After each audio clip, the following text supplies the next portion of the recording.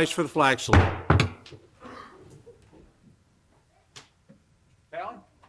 Pledge allegiance. To the flag of the United States of America and to the republic for which it stands, one nation, under God, indivisible, with liberty and justice for all.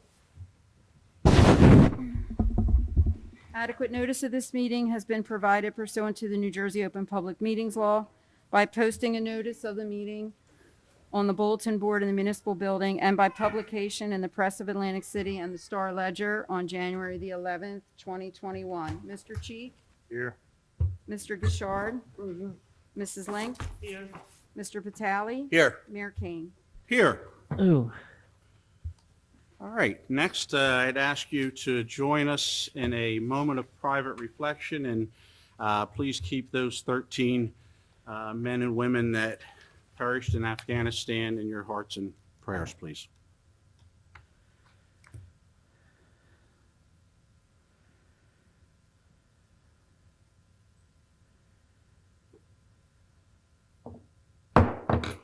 All right, thank you. Next, we'll move on to guest presentation. This evening, we do not have any. I will move on to the late list.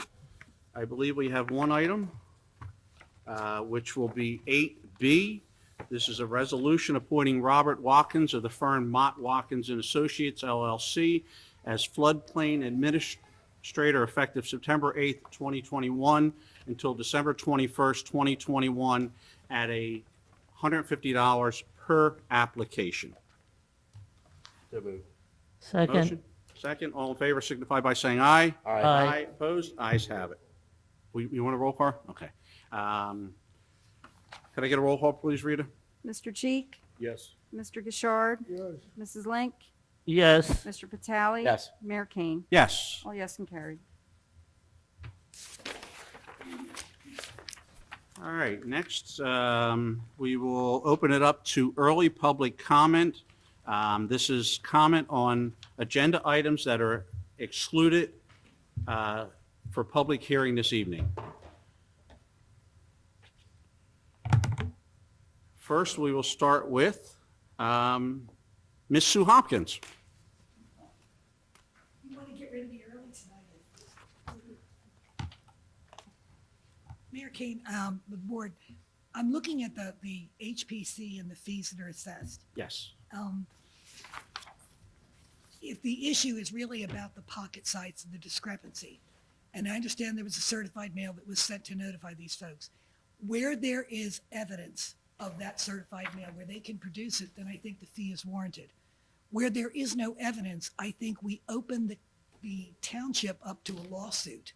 If one of those folks gets a hold of it and says, I'm going to bring in a professional, let me bring in my professional, I think it's going to drive it up. I think as a goodwill gesture to the committee. I mean, what are we talking about? Budgeting maybe $20,000 a year, $10,000 a year? I know it sounds egregious, but collectively, the board made the mistake. The community of governing us made the mistake, and I just think it's would balance better for the majority if we siphoned through, and those that we had hardcore evidence, then I think you can assess the fee, and those that you do not, I think you got to step back and budget it and let this go through. I appreciate that, Sue. Thank you. Okay. Yep. Next, we have Beatrice O'Hanlon. Beatrice? Oh. Somebody in the left side that wanted to talk in the back. What did you say? Yes, I saw. Good evening. My name is Beatrice O'Hanlon. I'm 83 years old. I have lived in Hamilton Township for 60 years. Lived in the house that I'm in currently for 50 years. Had bamboo on my property for 30 years. And I was not aware of the incident with the ordinance with the punitive damages until it was brought to my attention by Mr. Marks, who did come out and help me try and resolve some of the problem that I had. But I do have a few questions about who wrote the ordinance that put punitive damages into it to the fee of $100 a day or to $500 to $2,000, or time in jail for having bamboo on your own private property.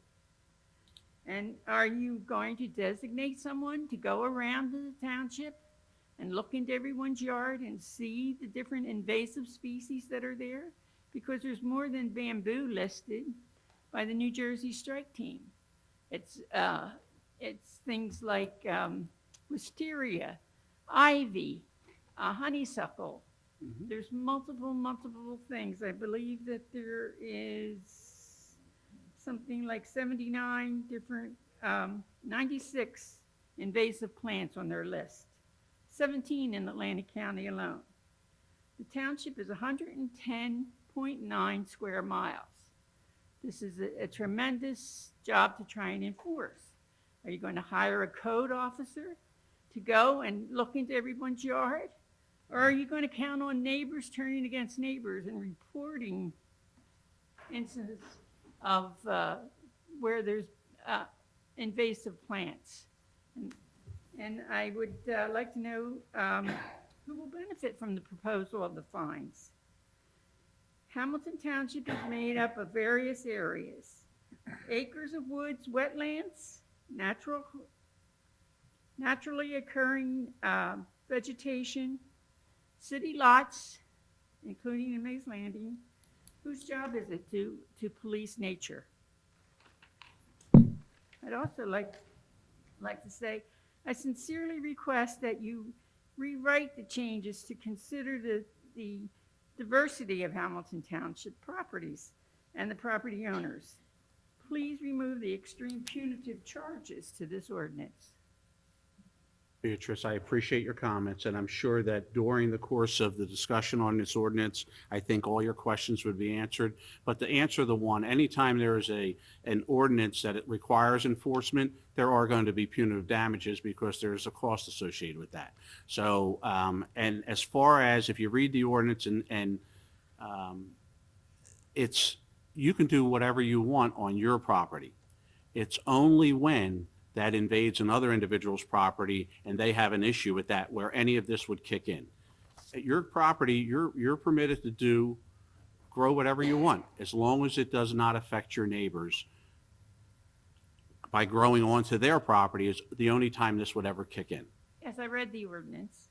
And of course, Mr. Marks was kind enough to come out and assist me in helping me to manage the bamboo that's been long-standing.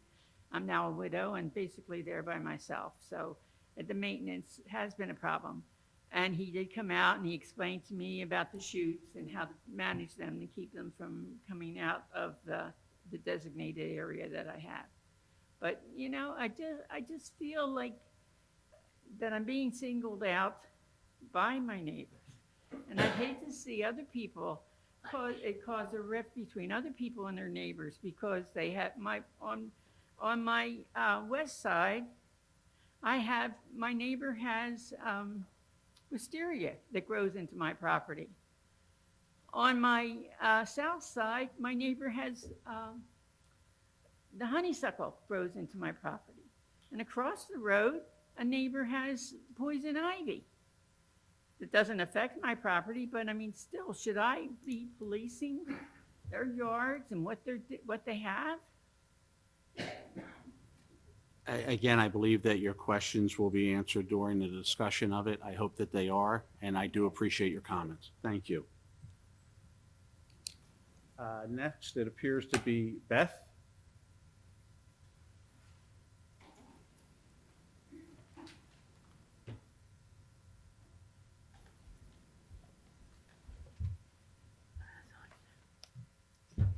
Good evening. My name is Beth Bigowski, and I'm the owner of 54 Monet Drive.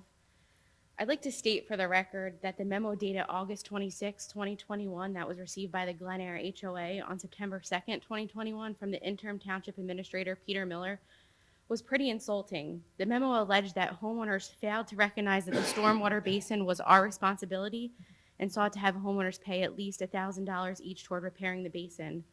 Obviously, we're aware that we're responsible for maintaining the basin once it is functional, which is why we've been here the past 3 meetings to address our concerns with the manner in which Univest has neglected to maintain the basin, which has led it to be an non-functioning basin.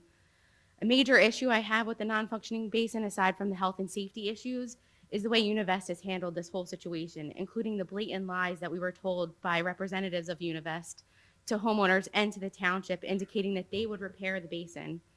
In multiple calls and emails to myself and other residents over the past year and a half period, representatives of Univest had acknowledged that the basin was not functioning and stated that they would repair the basin before turning the basin over to the HOA. This includes a conference call that Univest hosted with the Glen Eyre residents on December 15th, 2020, and through communications through June 2021.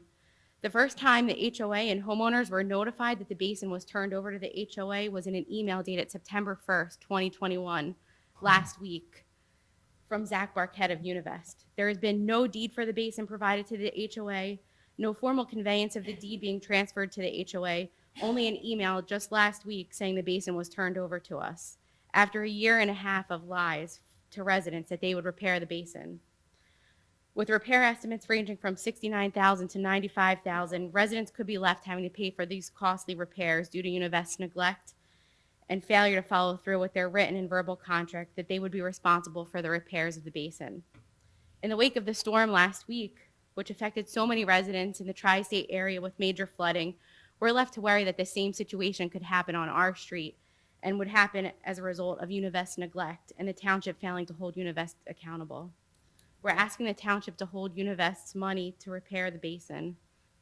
Thank you for your time and assistance. Thank you, Beth. Michelle?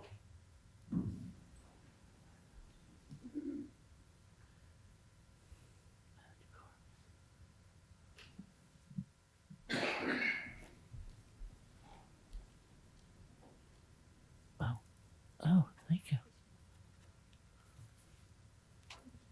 Thank you.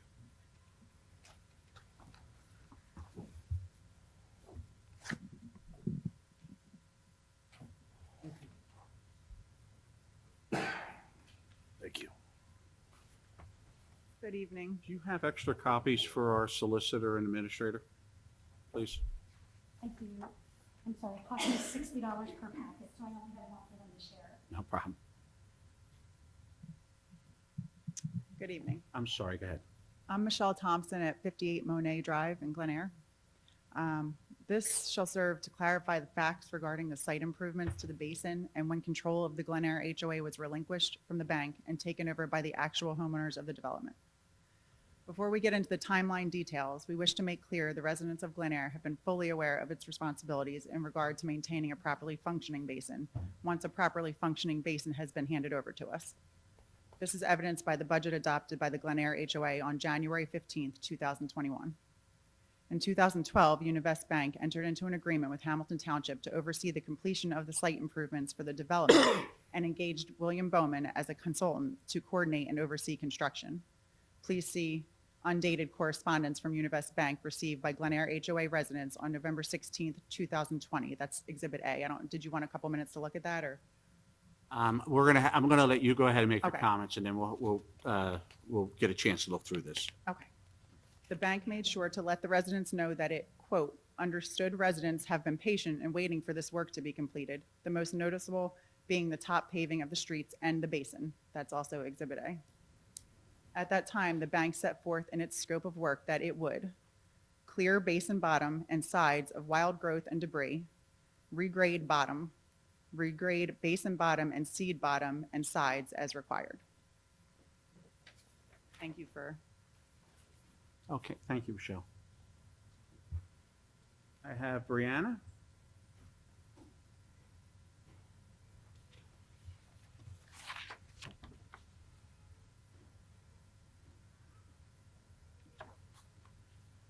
How are you? Evening, how are you? My name is Brianna, and I am an owner of 72 Monet Drive.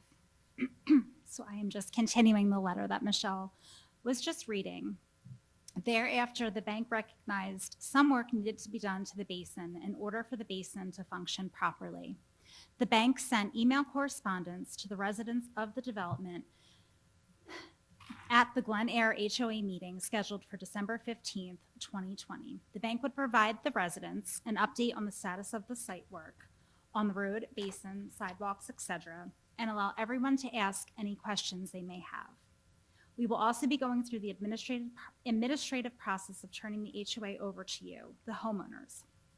Please see exhibit from December 14th, 2020, an email from Zach Barquette of Univest Bank to residents attached. At the Glen Air HOA meeting on December 15th, 2020, the bank had its agent, William Bowman, give the report for its officer, Zach Barquette, wherein Mr. Bowman made clear that there may need to be further work completed in the drainage basin to remediate water pooling and that a soil analysis is being conducted. Please see December 15th, 2020 meeting minutes of Glen Air HOA provided by the bank to the volunteers on December 23rd, 2020, attached hereto as Exhibit C. Thank you. Thank you very much. Next, we have Ed. He's not going? Thank you. And then lastly, we have Nikki.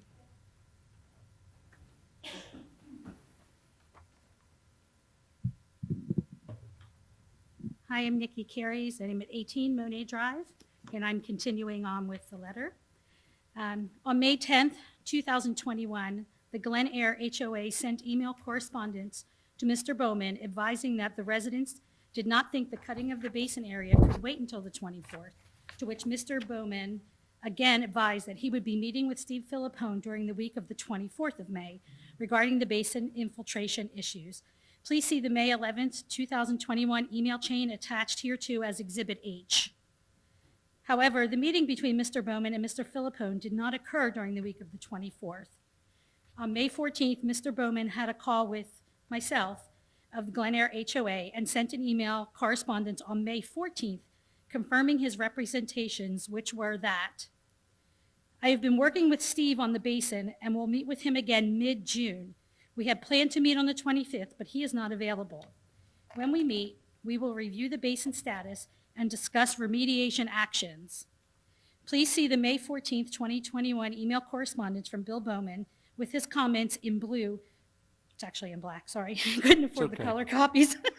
To May 14th email from the Glen Air HOA attached hereto as Exhibit I. On May 18th, 2021, the Glen Air HOA provided the following response to Mr. Bowman's May 14th email. That is unfortunate news, Bill. We just received this email today from a resident who lives near the wettest part of the basin. The resident email reads, I hate to be a pain. Any word back from Bill on the basin? Is he still waiting until the 24th to check it out? It's actually the driest it's been since the day they cleared it out last year, and it looks like no rain for the next 2 weeks. Would be a good time for them to come and start to work on it, in addition to having the grass cut. Please see May 25th, 2021 email chain attached hereto as Exhibit J. On May 20th, Mr. Bowman responded to the May 18th email and indicated he will be coming north on the 25th, but the following week is when he can meet Steve. And the basin needs to wait until after Steve and I have met. See Exhibit J. The meeting between Mr. Bowman and Steve Philippone was finally set for June 1st, which incidentally was not mid-June, to discuss the basin infiltration issues, Exhibit J. However, when the Glen Air HOA board wanted to be informed of the time set for the meeting, Mr. Bowman responded that, I will be meeting with Steve on Wednesday morning to review the basin. That will be a meeting between Steve and myself only. I believe I made that clear last night. I will follow up with you after the meeting to review the results of our testing and discussions. Please do not unexpectedly show up while Steve and I are involved with the technical issues of the basin design and function. That would not be an asset in resolving the issue. I will see you next week and look forward to cleaning up these last few issues to the best of everyone's satisfaction. Please see May 26, 2021 email chain attached hereto as Exhibit K. I might add to this letter that I was the person who received that email where he instructed me not to come down as I would not be the asset, because the very next day he did meet with one of our male members of the HOA board. Thereafter, on June 2nd, the board attempted to follow up with Mr. Philippone regarding a resolution to the infiltration issues with the basin, but never received a response from Mr. Philippone. Please see July 28, 2021 email chain attached hereto as Exhibit L. However, on June 15, 2021, Mr. Bowman and Mr. Philippone met with Ed of the Glen Air HOA Board and offered the Glen Air HOA $15,000 in lieu of the bank remediating the basin infiltration issues it had indicated it would correct since December 15, 2020. This offer has recently been increased to $37,500 by the bank, but in accordance with the quote provided the Glen Air on August 18, 2021, from DBEX Contractors LLC, the cost to remediate the infiltration issue with the basin is $94,546. Please see attached quote from DBEX Contractors LLC attached hereto as Exhibit M. Thereafter, in response and pursuant to Peter Miller's request, C. Philippone of EDA provided an estimate to repair the infiltration issue with the basin at a cost of $69,100. Please see September 2nd, 2021 proposal from Steve Philippone of EDA attached hereto as Exhibit N. The HOA is willing to agree with Mr. Philippone's estimate that the true cost to complete the infiltration pooling of water issues with the basin would only cost $69,100 to fix. However, the Glen Air HOA should not be responsible for the cost to remediate and fix the basin. The bank recognized infiltration issues and water pooling issues with the basin since December 15, 2020, and at all times promised the residents of the development that the bank would address this issue and the residents would not be left holding a bag to complete these repairs. All the Glen Air HOA is asking for is that enough funds be withheld for the work to be done, that at all times the bank verbally and in writing through its agent promised and that it would be done. In reference to Glen Air's HOA responsibility to maintain the basin pursuant to the amended and restated Declaration of Covenants, Conditions, and Restrictions dated September 30th, 2013, it is important to point out that 1, this was a declaration entered into between 2 entities that the bank controlled. 2, that the conveyance of the basins to the GEHOA was between 104 South Oakland Avenue LLC, the grantor, and by its sole member, Univest Bank and Trust Company, and who incidentally was the GOA, or the HOA, otherwise known as Univest Bank and Trust Company. Again, the same 2 entities controlled by the bank, which distinction is important since the Glen Air HOA had been controlled by those, had the Glen Air HOA been controlled by the residents, it would not have accepted conveyance of the basins until the bank addressed the infiltration issues it represented would be correct. And 3, the Glen Air HOA has no issue with its maintenance responsibilities provided by Glen Air HOA, provided we are provided with a basin in the condition it was promised, a basin that has no infiltration issues, meaning water pooling issues, and drains properly. We are simply asking the township to do the right thing here and hold the bank responsible for the basin site improvements it indicated would be made at no cost to the Glen Air HOA prior to the escrow funds being released, Exhibit D. Thank you, the residents of Glen Air. I appreciate that. Can I just ask one question? Yes, sir. Prior to you taking acceptance of the deed to the basin for that piece of property, We never did. you never did? We never did, sir. It Okay. was, if you, on the timeline, if you look, the 104 Oakland signed it over to Glen Air HOA, which they were at the time. They were the Glen Air HOA. Okay. They signed it over on December 2nd, met with us on December 15th and said, hey, by the way, we're all going to be resigning, so in January, you need to make an HOA. We couldn't get a quorum to show up to that meeting. So they had signed it over to themselves at that time, never to us. Okay. And we were just given the deed after this last meeting we had together All right. to show us when it was signed over. Would All you right, like a thank you very much. clarification? I'm sorry? Would you like a clarification? If you could, I was going to reserve it till, but why don't we, while she's standing here, let's, regardless of who constituted the HOA, it did exist at the time the deed was executed. The deed was executed and thereafter recorded on or about December 2nd, 2020 for lot number 1, which is the basin lot.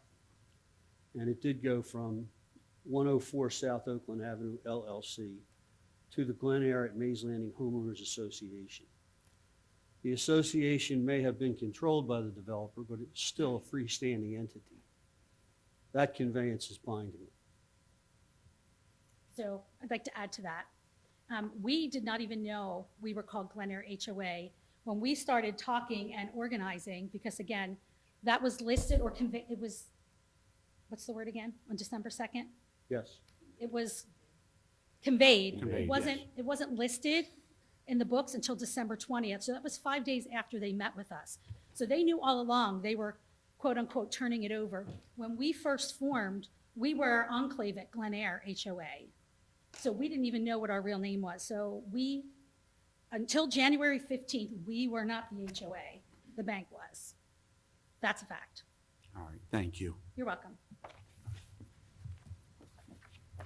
Mr. Stry, do you have any comments that you want to make? Or? Yeah, thank you. All right, thank you. All right, that is it for early public comment. And, I'm sorry, I forgot one more thing I have to read. okay, I apologize. that's all right. It's on my third time here. I'm not sure if, and I did forward all of this information via email, but at the last committee meeting, and this is a comment from a neighbor who couldn't be here, the mayor and the committee agreed that more time was needed to review the documentation before the final decision to release the funds to the bank was made. We submitted an OPRA in person that evening for documentation, as we, the homeowners, had not yet seen. We provided a list of items and date ranges as requested.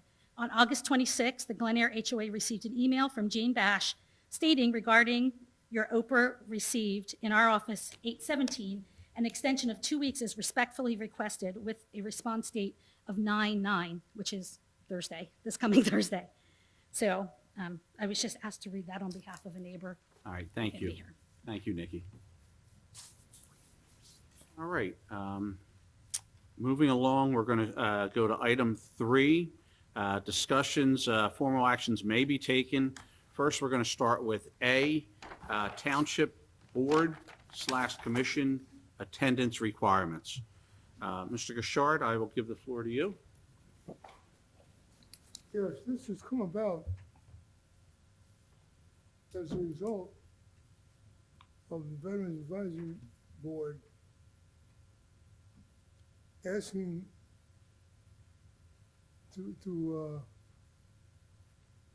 asking what the policy should be for members who don't show up. This has been a problem with them. It's been somewhat of a problem in other boards and committees also. So that's why this came up. It requires that if a member hasn't made a meeting in a certain amount of time, that the board can request that that member be removed. Now, it was pointed out by the administrator that he had such a policy in his previous administrative position in Linwood. Our speaker had an unexpected procedure yesterday. No, no, he was not. No, I'm sorry. No, we're actually moved on to another item. Okay. I'm so sorry. My apologies. That's okay. Don't worry about it. Go ahead. Continue.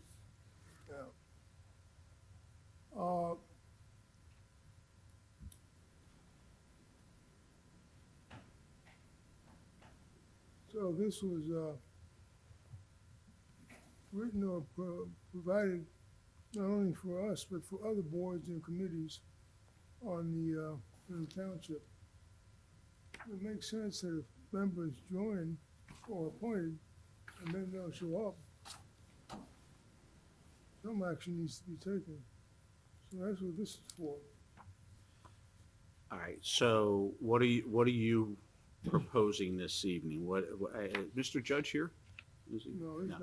not here. Gee, If I recall at the last, when we had this original discussion, I believe he was going to back, and again, I'm trusting my memory here, but I believe he was going to go back and speak to those members that had missed meetings with the understanding that we all understood that it was in the middle of a pandemic, and he was going to talk to them to find out if they wanted to serve any further, and that, but depending on that answer, he was going to report back to us, so we decided whether any action from the committee needed to be taken. Do you know if he actually did that or not? Yes, he has talked with those members, yes. And they, I guess, I'm assuming that it's on the, and again, I don't want to put words in your mouth, but I assume that they're still not showing up for meetings and they don't want to resign? Well, I don't want to say that. But it's still, we still need some kind of policy for that. That's why this came up. Well, I don't have any problem creating policy when it's necessary. I believe that there is a state regulation on boards and commissions that can be followed. It's up to the committee. You see what's before you. A sample ordinance that's done in EHT was presented to you or previously done in, currently being done in EHT. Is this something that we feel we need to act on? Is it something that we feel that needs to be put in place? Other than the Veteran Advisory Board, which is an important board to this township and our veterans, we haven't had this come up with other boards and commissions. So on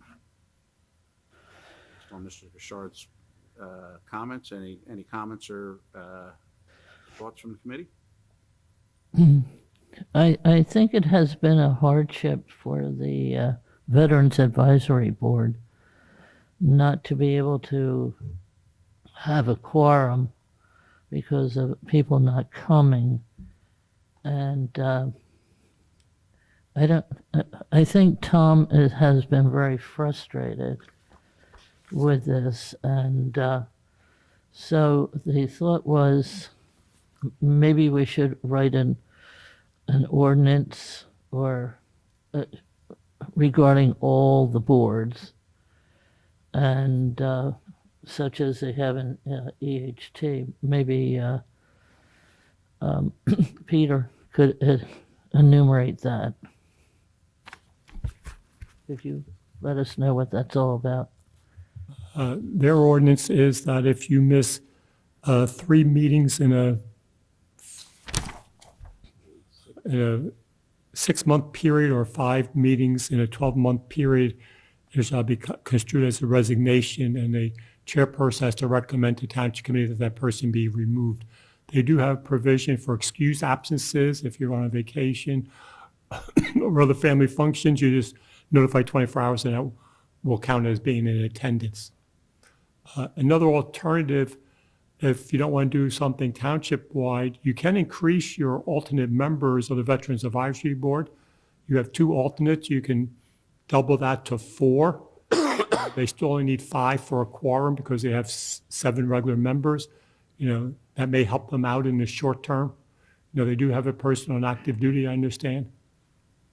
I mean, that is something else I think that was previously touched on.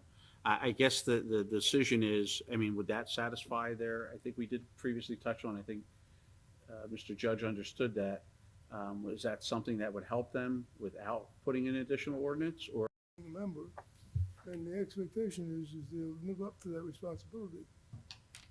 So if you miss 3 meetings, that's quite a bit to miss in a short period of time.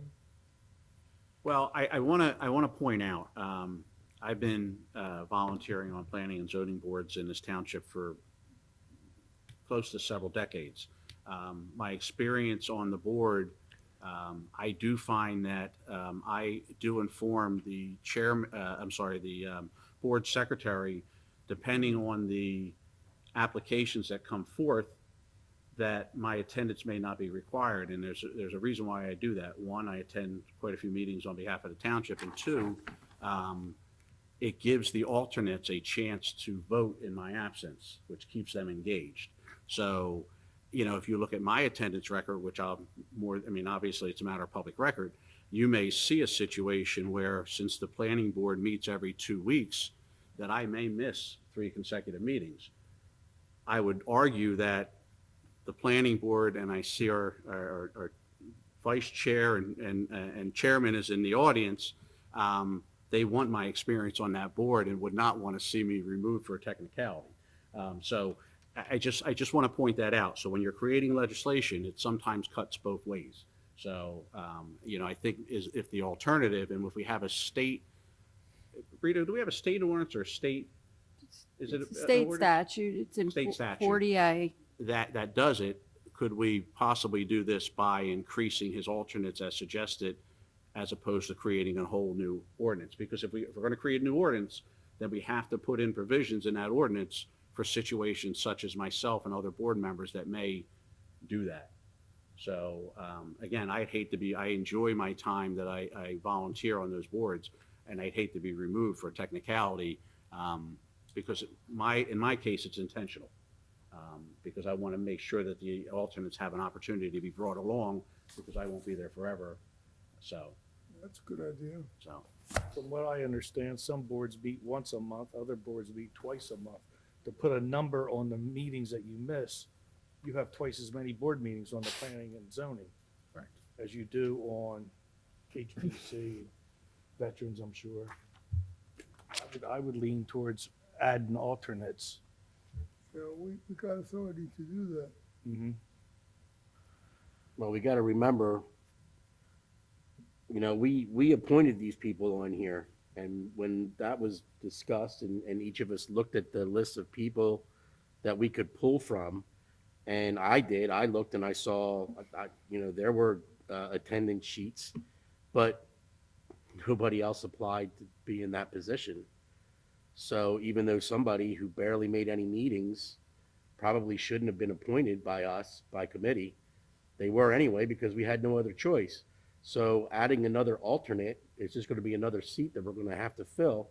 And we keep getting the same people year after year.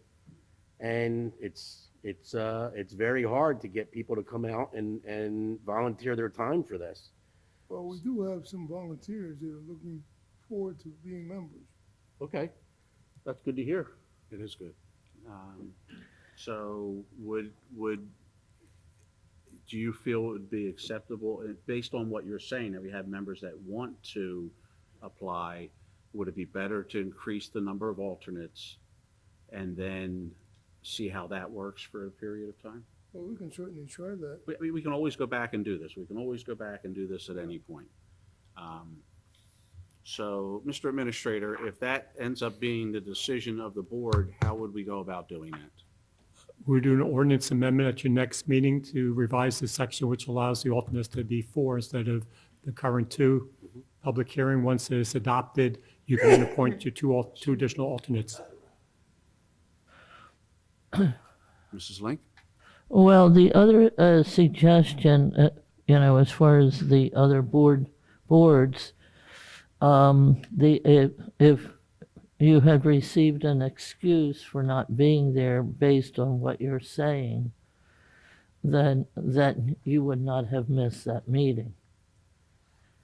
I think that I don't know if it is a problem with the boards. Maybe we should put it out to the various boards, see what their suggestions are. I agree with Carl, adding another person just means a quorum will be bigger, and they have not been able to get these people out. Now, if they were removed or threatened, or it was an indication that they would be removed, maybe they would show up and do as they say they were going to do. Let me just clarify one thing, so I want to make sure I don't put words in Deputy Mayor's mouth. Mr. Sandman, by increasing alternates, we're not increasing the requirement for quorum, correct? That is correct. Okay, so we're not doing that. So if I may make a suggestion to committee, based on Mrs. Link's comments, Deputy Mayor, and Mr. Richard's comments, that we ask the clerk to please provide us with a copy of the state statute, please, for review. Okay. All right, prior to the next meeting, and I would suggest that we take action this evening to authorize Mr. Miller to put the proper language in to increase the alternates on the Veteran Advisory Board for the next meeting. Does that sound like a acceptable resolution? What are you going to increase it to? I will. 1, 2? Mr. Bouchard, what is your feeling on that? 2. 2? Making it 9 people on the board? By the way, keep in mind, right now, when we say absence, we mean unexcused absence. Correct. A member calls up and, there's a reasonable reason for it, we accept that. Well, and again, I'd like to have Ms. Martino distribute the state statute to us so we can look at that. And if there are individuals that have already violated that, Mr. Judge may have recourse in that situation. So why don't we, if that's acceptable, Mr. Miller, is that acceptable to you? Can you handle that for us? Yes, sir. All right. I don't believe, do we? So it'll be 7 members, 4 alternates. You have 7 full board members and you'll have 4 alternates. The quorum will still be 4 members. 7 and 4. Okay. All right. Yep. Do we need to take any formal action on that, Bob? I don't believe so, right? All right. Thank you. Next, we'll move on to B. This is Nebel's Parking, Emergent Relief Lot 3. I did ask to have this put onto the agenda. This stems from the property owner reaching out to me, explaining to me the situation on their property, and asking for some relief on that corner. I think we all can go back and look at, it was only a very short time ago that we had a corner there that had 2 restaurants that were shuttered. Those restaurants have both been reopened. I think we're very blessed as a community that we have 2 restaurants that are extremely successful right now. And I think that, in my opinion, whatever we can do to continue that success and help them not only survive but thrive in the future, we need to do. So I did sit with individuals here at Town Hall, including our administrator, and came up with a temporary solution because right now the success on that corner has come on fast. It's come on fast and furious, and government takes time. So my recommendation was that we do that for the business owner, and that's give them some time. Coming off the tails of a pandemic, my suggestion was that we look at this, and as we all know, we're very familiar with the property. There is a vacant lot. I can go into the history for hours on that vacant lot, but the bottom line is there's a vacant lot there between the two, Mr. Nebel's 2 successful businesses at this point, meaning his auto repair facility and his new restaurant. And, that has facilitated him having to hire additional employees. Thank you very much. And, at this point, it is a vacant lot.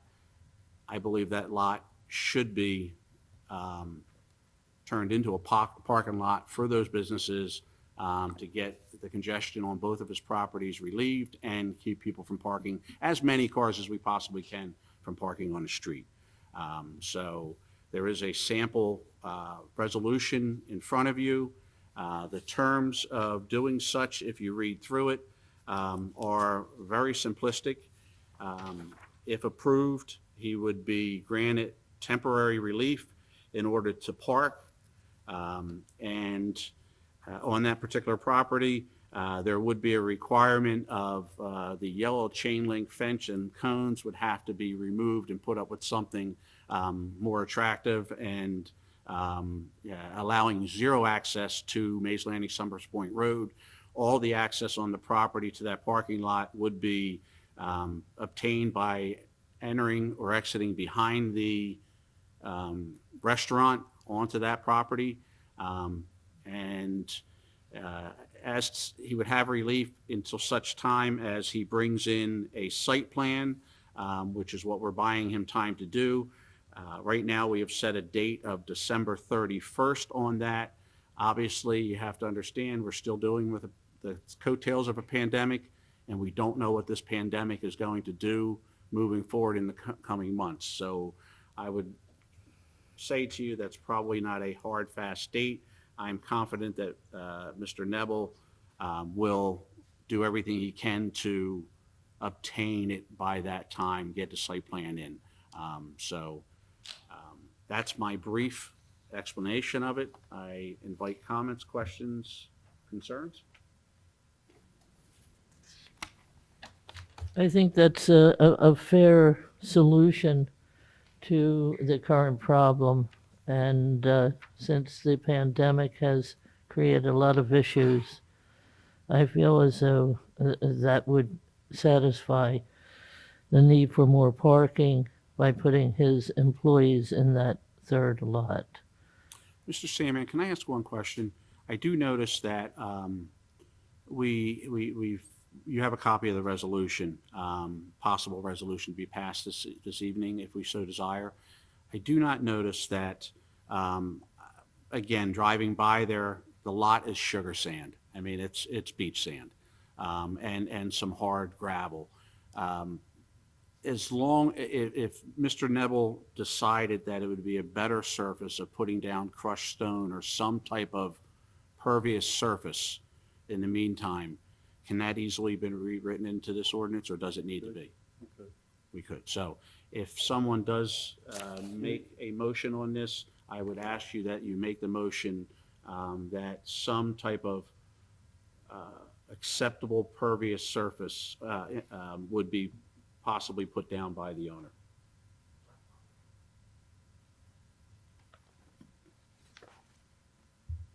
Committee?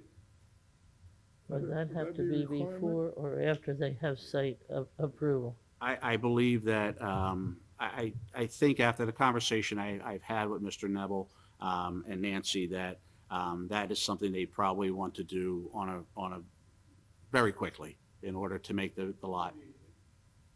It would be essentially a stab base for what's going over it, if approved in the site plan. Would what you suggested be a requirement? I don't necessarily know that it needs to be a requirement, but I believe it would be something that they'd want to do right away to keep their employees from having to walk through mud and stuff of that nature. So I don't know if it's something we can impose on him, but I think I just want to make sure that he's allowed to do it if in fact he desires to. I came up with some language which is a shall and not a may. It says property owners shall install wrap material or stone material to stabilize the parking area. You could get millings or stone and put it in place. There's no permanent improvement. It can easily be removed based upon his ultimate site plan. So if you want to make that a requirement of this, we certainly can, Mr. Bishop. Oh, I was just asking. I have a question as far as the restaurant next door on lots 1 and 2. For the employees, that's a big parking lot. Is there going to be shared parking services for the restaurant across the street? Well, I do know that, again, according to this, it will be a shared parking agreement for Mr. Nebel's properties, which means he has a business that operates at one set of hours, and this is something that we've done across the township as a whole. That, yes. He has one business that operates at a certain amount of hours, and then he has another business where they overlap, but then that operates to another extended period of time. So he would have shared parking, but I would caution the committee that, of course, we want everyone to be great neighbors, but requiring him to allow someone else to park on his property, that would be an agreement he would have to work out with that individual. As much as I believe it would be the desire of myself and other committee members to see everyone get along and do that, I don't believe that it's something we can impose upon him because it is his property. I believe that the idea of the gravel would be optional because if his site plan included that, and then he would have to remove some of it and do over.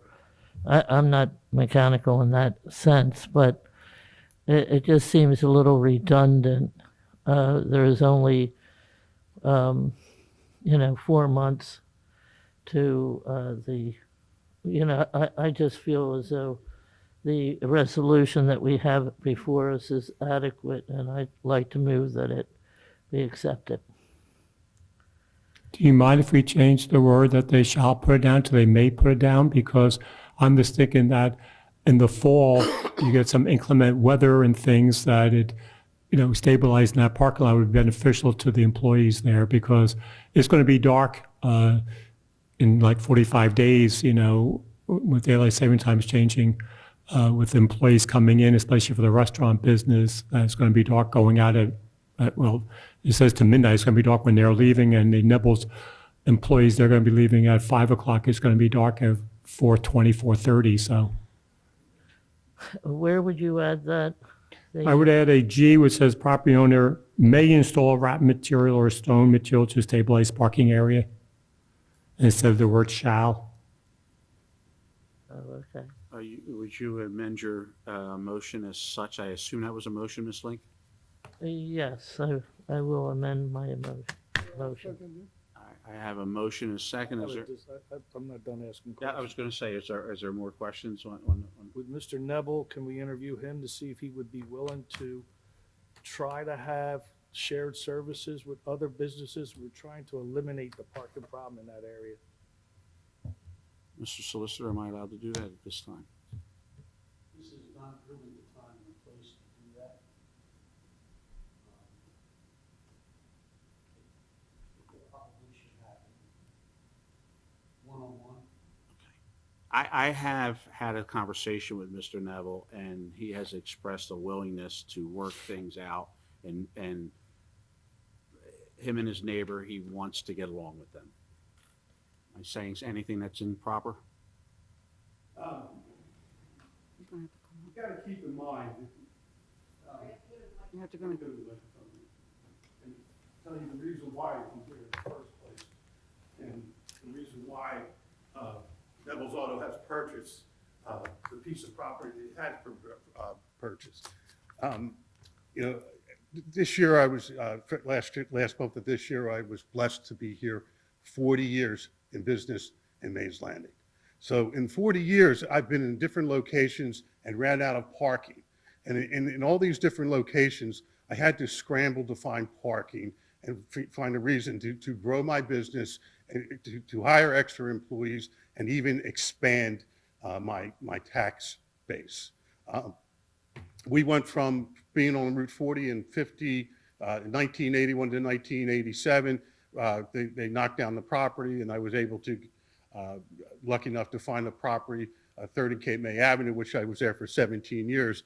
I did run out of parking in those 17 years, where I had to pick up little pieces of property in different locations to do the work, but it always ended up at 30 Cape May Avenue. And it ended up onto the street of 3rd Street and on Route 50. It became a parking problem as it becomes a parking problem on Old River Road, 3rd Street did. I was asked to cure my parking problem.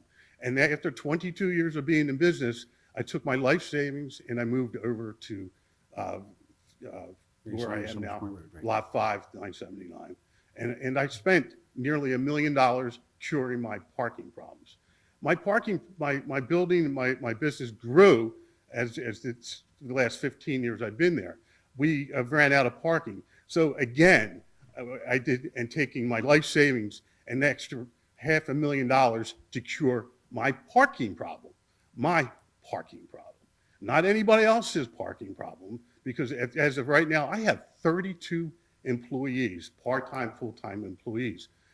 I have overflow customers that, I can't always fit on the lot. There are sometimes I wake up and come in the morning where 15 cars would be towed in, which I had no idea they were being towed in, and they were all over the lot. You wouldn't be able to get a fire truck around that lot. So what do? We purchase a piece of property to put that on. We went to zoning. I did have a plan. I was told not to present that plan because your engineer said the plan wasn't good enough to go through zoning. So we did that. Then we were hit with the pandemic. Right. Which now has taken a lot of money away from our project, just staying there, paying the taxes, paying the mortgage, paying all the pieces that have to go together. There is no room for Sugar Hill Inn. There is no room. I bought the property to cure my problem, and not unfortunately, but I didn't think that Freddie J's would be as busy as it is. So Freddie J's has got a parking problem as well. But I'm lucky enough to have that little piece of property to put those extra cars on a Friday night, a Saturday night. On a Monday night, a Tuesday night, or a Wednesday night, is it a parking problem? Not for Freddie J's, but it is for Neville's Auto. So yes, I have cured my parking problem, but I can't cure everybody's parking problem and asking for me for shared parking. Would I be nice enough to share it once in a while? But I can't guarantee it. Wendy called me up and asked me to rent her parking spaces. Well, how do I rent parking spaces on stuff that I can't even park on myself? There's a lot of stuff going around the town saying I'm not nice and to share the parking, but truthfully, I'm curing a property that I already have, and I'm asking to extend the time. You're giving me to the December 31st. Be quite honest with you, that's not long enough. My engineer can't even do the project till the middle of next year because he's backed up. I have a plan that I can submit to you next week and start and go with the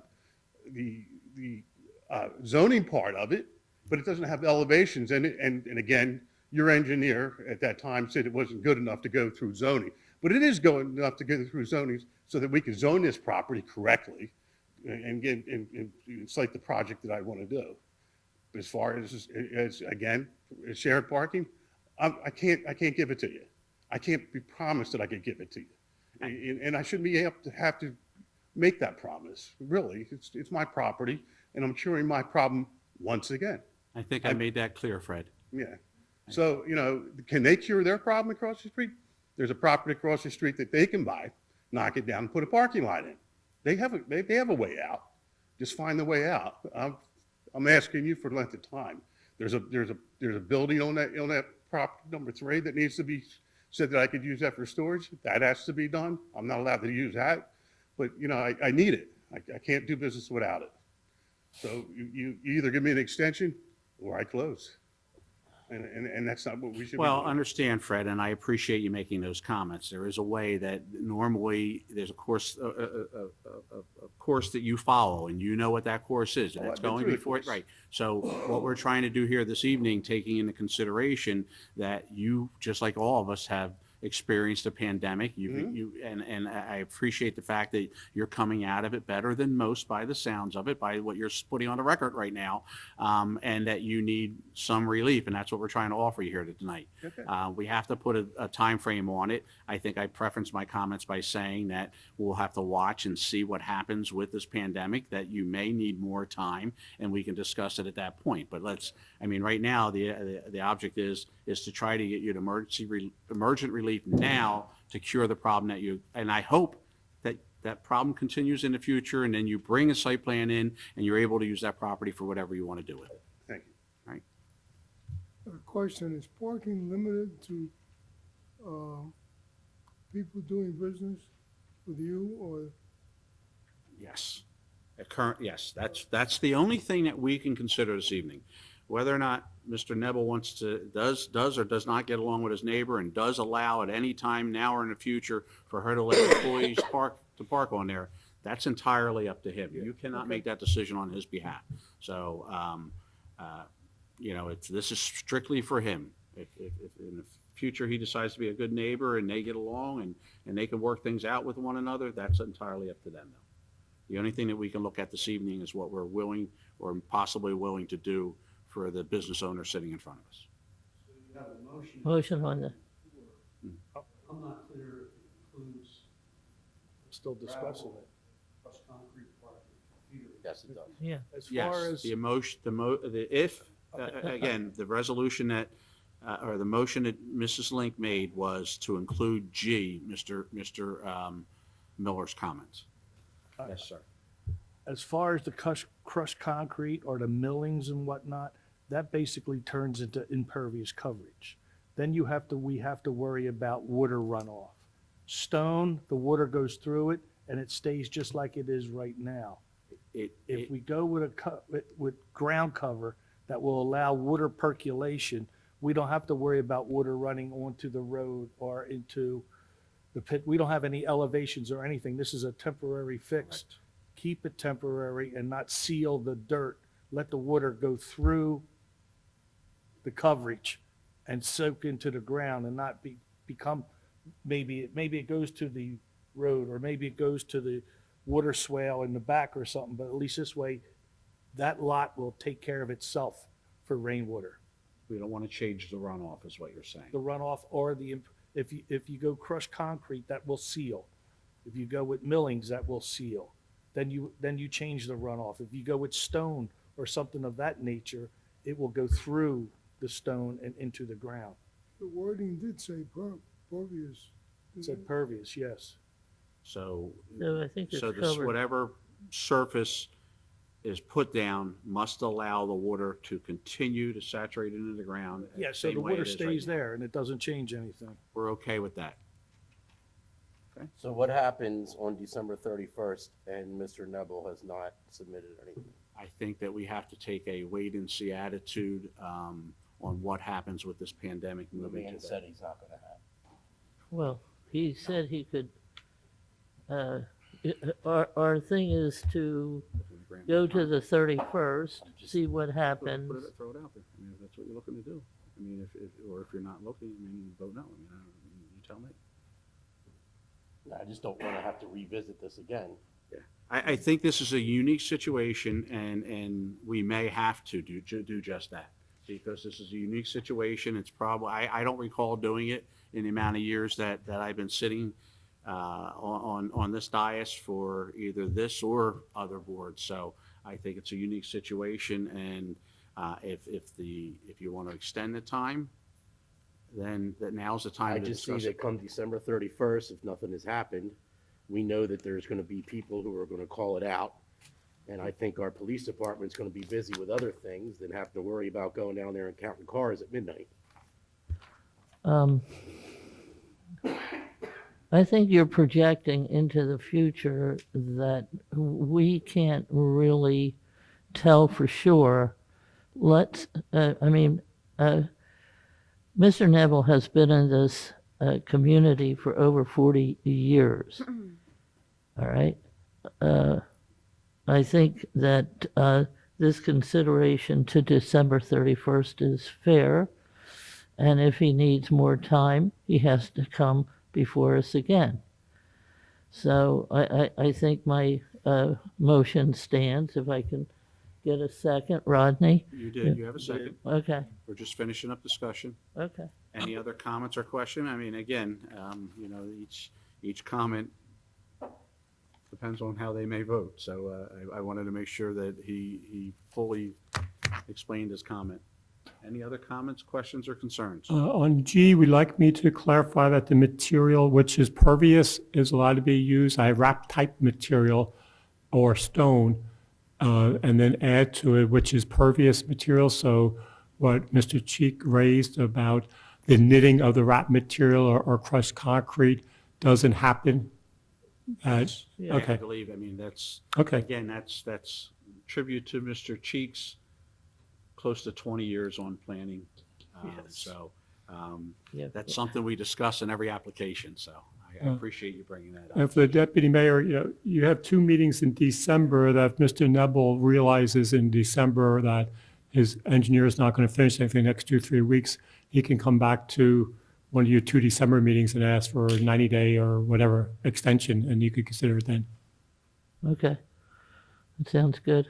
Mr. Nebel, we're gonna see you in December if you need more time, buddy. I guess you are. Okay. I have a motion, I have a second. Rita, could I get a roll call, please? Mr. Cheek? Yes. Mr. Gishard? Yes. Mrs. Link? Yes. Mr. Vitale? Yes. Mayor Kane? Mr. Nebel, I wish you continued success, and yes. All yes and carried. And Mrs. Nebel, I'm sorry.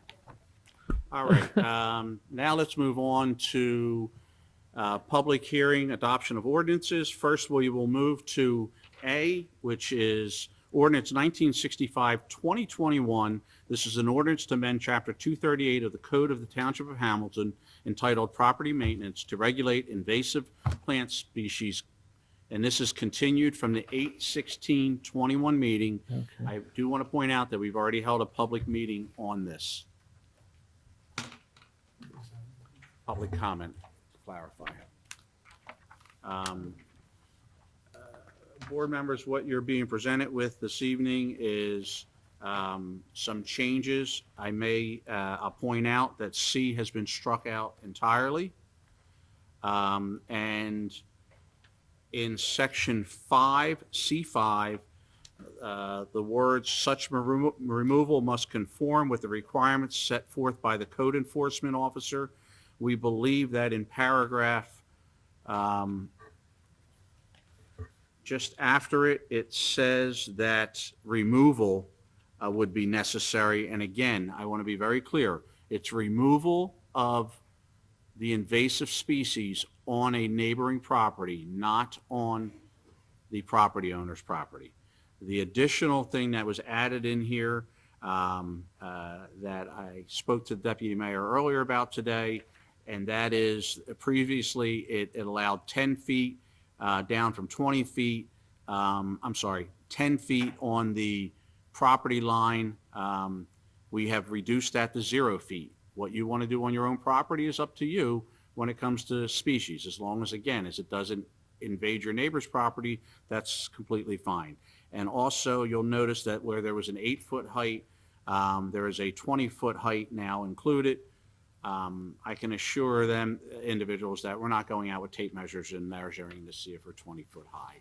But we did change that because I think Mr. Marks presented some compelling testimony that these species need to get up to that height in order to be to thrive. So they are the changes that are being made, and I welcome your comments and thoughts.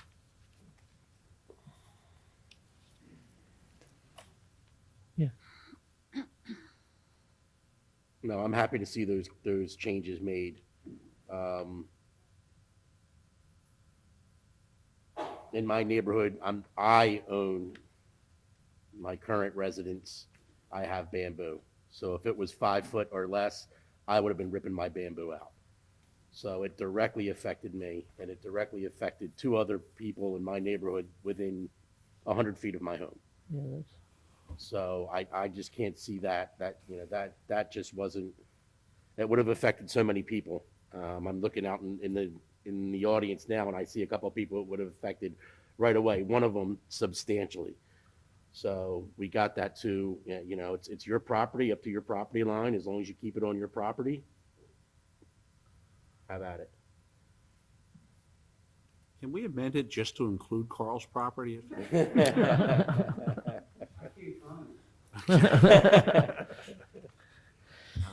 You would be, Committee, questions, comments, concerns, anything additional? does it have to be a hard, fast 20 feet? I'm not saying somebody out there with a step ladder they're going to eyeball it. Additional comments or questions? If there are none, we did previously hold a public hearing on this. And I'm sorry, I don't remember the woman's name. And I know you're concerned about penalties and fines. It's unfortunately that sometimes it comes to that in order to get somebody to do what they're supposed to do. I'm sure we're going to have people that aren't going to keep their bamboo on their property, and they're going to buck the system. And it's a tool that we need in order to get people to do what an ordinance says. If we just removed all that, then I think you'd see a lot of people just going, what are you going to do? What are you going to do about it? I'm not going to confine my bamboo.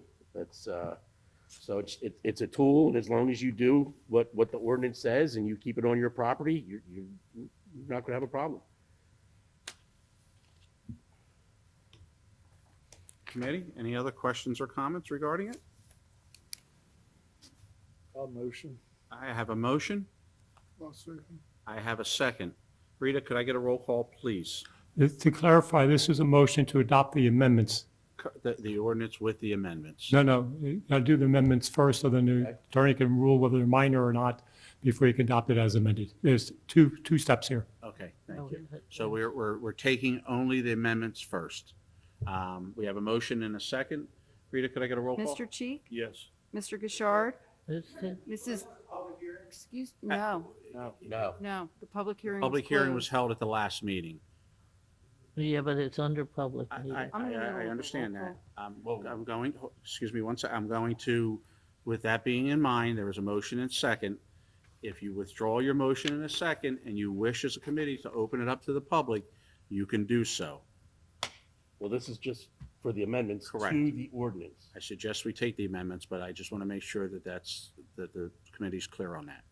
So can I'll we? withdraw my amendment. No, this I mean, this is just for the amendments. Then we. Well, at this point, if your desire is to reopen it to the public, which you're entitled to do, I would suggest we hold back on the amendments, withdraw your second, withdraw your first, and let's allow the public to speak, and then we may have more amendments at that point. Is that acceptable? Understood. All right, so at this point, I'll entertain a motion open to the public. So moved. Motion Second. second, approved. All in favor? Who would like to speak on this ordinance, please?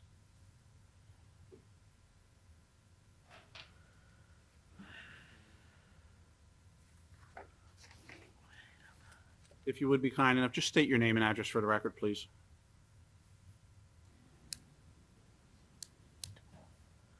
Sure. My name is Joseph Lesniewski. I reside at 283 Clarkstown with my wife Karen. Yeah, and can you say, I'm sorry, can I ask for your name again? You Sure. didn't hear it. It's Lesniewski. Would you like me to spell it? Would you like me to spell that? Are you giving your address? Yes, I did. 283 Clarkstown. Then I'll have your spelling. Okay, thank you. Thank you. Just a question regarding the zero setback for the property abutment. Will it still require a barrier as indicated in the I did not see that requirement in the ordinance, Mr. Lesniewski. I did not see that in there. I mean, it does clearly state, again, if it ends up on your property, and you notify the appropriate authorities that it's there, that the homeowner that allowed it to happen would be required to remove it. Okay, so the barrier that they're referencing is strictly what they're considering as far as a container. So that you would have to have a raised container. That was in section A of 23819. Bamboo and other invasive plant species shall be considered properly confined when it is root systems entirely contained within an above-ground level planer, barrel, or other vessel of such design. So that was the first part. And then B, when properly confined, as described herein, all bamboo and invasive plant species shall be located, trimmed, and maintained so that no part of the plant shall be closer than 10 feet, which is what you had referenced as being 0 feet now. I have no problem with that if the grove is contained to the property line and also taking into account that a rhizome can grow 10 to 15 feet per year, so that by the time you realize that the growth has extended to the property line or beyond, it would already be encroaching on the adjacent property owner's property. Without some type of containment to force it to the surface or requiring a further setback so it can't exceed the growth period of 1 year, so that when it sprouts again to the surface, it would sprout very close to the property line but not surpass the property line. And historically, that is 10 to 15 feet. So that's a question I have. How is that going to be addressed? If the plant is encroaching off of your property, the property maintenance inspector will direct the property owner to sever the root at their property line.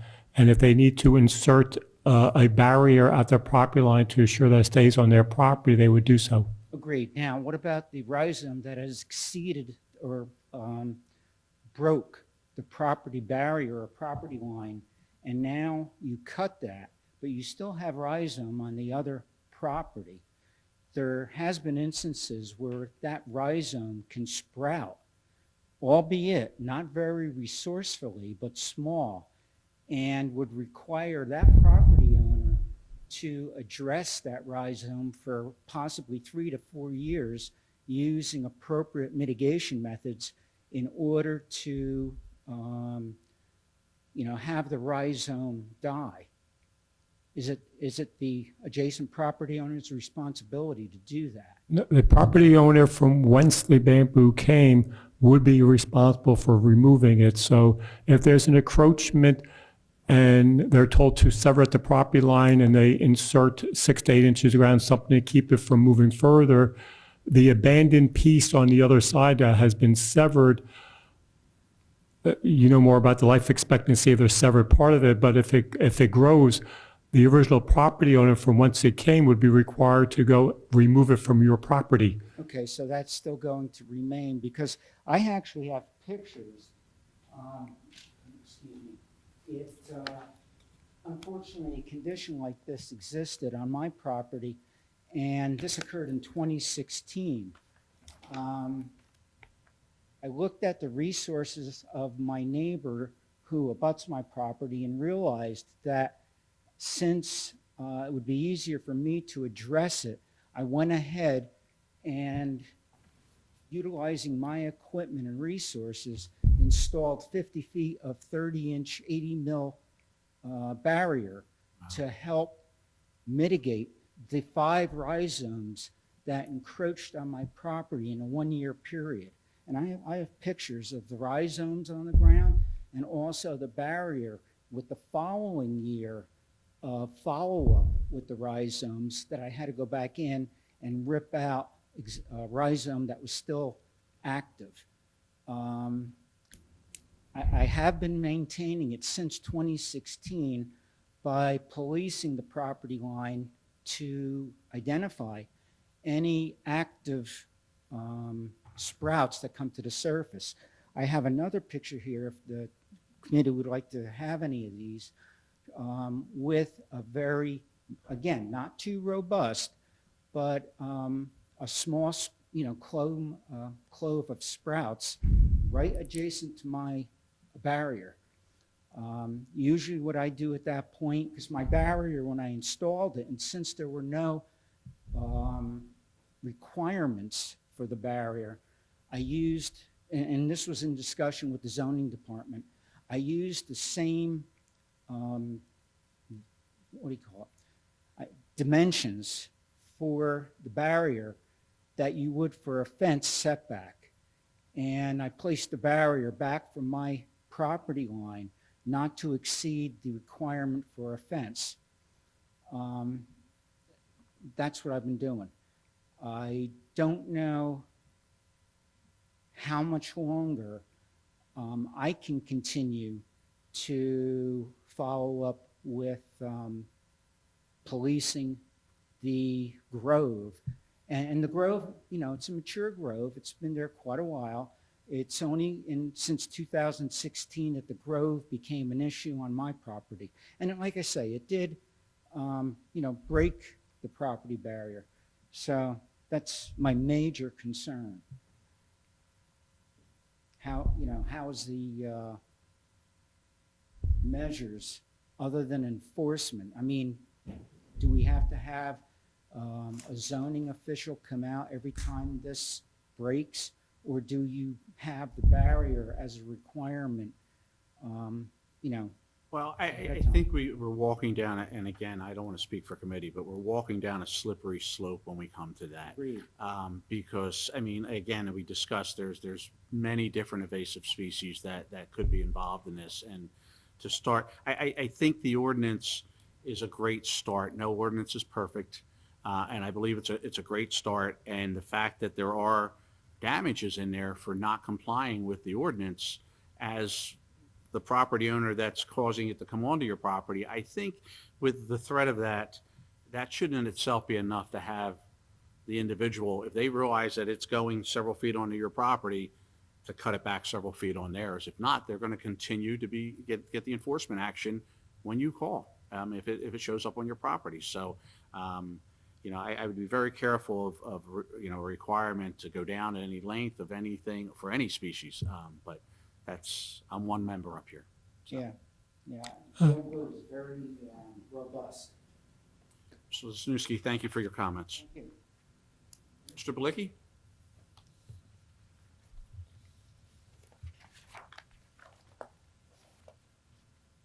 I want to make sure I read the ordinance correctly. Sure. It's not against my property per se, but it is on what we call a public right-of-way. We have a long driveway that's shared between multiple neighbors, and the bamboo has encroached on that. And this would cover up to that property line, if I understand this correctly? It's covering up to the property owner's property line that has planted the species or allowed it to grow on their property. Okay. Okay. Does that answer your question? That does answer my Great. question. Thank you. You're welcome, Harry. Mr. Stride, did you want to speak? I thought I saw you raise your hand. No. Okay. Is there any, please.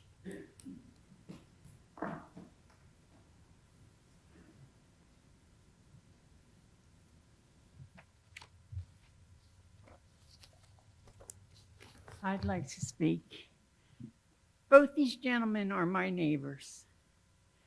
The bamboo, Mr. Cheek was there and assured me that the bamboo, and I measured it today myself, was more than 24 feet. The tall pieces of bamboo were 24 feet away from Joe's property. He has put a metal barrier of some sort along there, and it's not exactly 2 foot back from his property line, as he's telling you, but it's right along the property line between the two houses. Mr. Belicki's property is 30 foot across the macadam driveway, which is actually an easement. He doesn't own the property. I don't own the road. He doesn't own the road. I don't own the road. Joe doesn't own the road. The people in back of us own the road, and it's their job to maintain it. Yet Mr. Belicki continues to harass me to the point where I went to the Hamilton Township Police and filed an incident report because he stopped me on the when I was walking my dogs on the Blacktop Road, got out of his car and threatened me. Let's just, I understand that, and I don't want to go into what neighbors arguing with neighbors. If you want to speak specifically on how this affects you, other than how it's affecting you and your relationship with your neighbor, I will continue that. But I just don't want to get into neighbors, accusing neighbors. You know, how it's affecting me is that it keeps me constantly upset because they continue to monitor what is happening on my property. Beatrice, if the bamboo is limited to your property, then you have not, this ordinance doesn't even affect you. If it's limited to your property and in the confines of your property limit, this doesn't affect you. If it is encroached on others, it will affect you. I'm going to be perfectly clear. And Mr. Marks was nice enough to come over and help me with a problem. He is our resident bamboo expert now. From a township standpoint, if I ever need assistance with bamboo, I will call Mr. Marks. I can assure you of that. Yeah, and he came and helped me with disposing of some tall pieces that I had taken out for fear they would fall on the road. And he ground them up for me.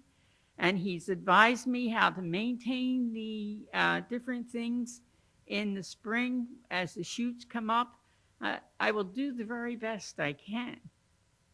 But to meet the qualifications of Mr. Belicki or Mr. Lazinski is almost impossible because it's a continuous harassment.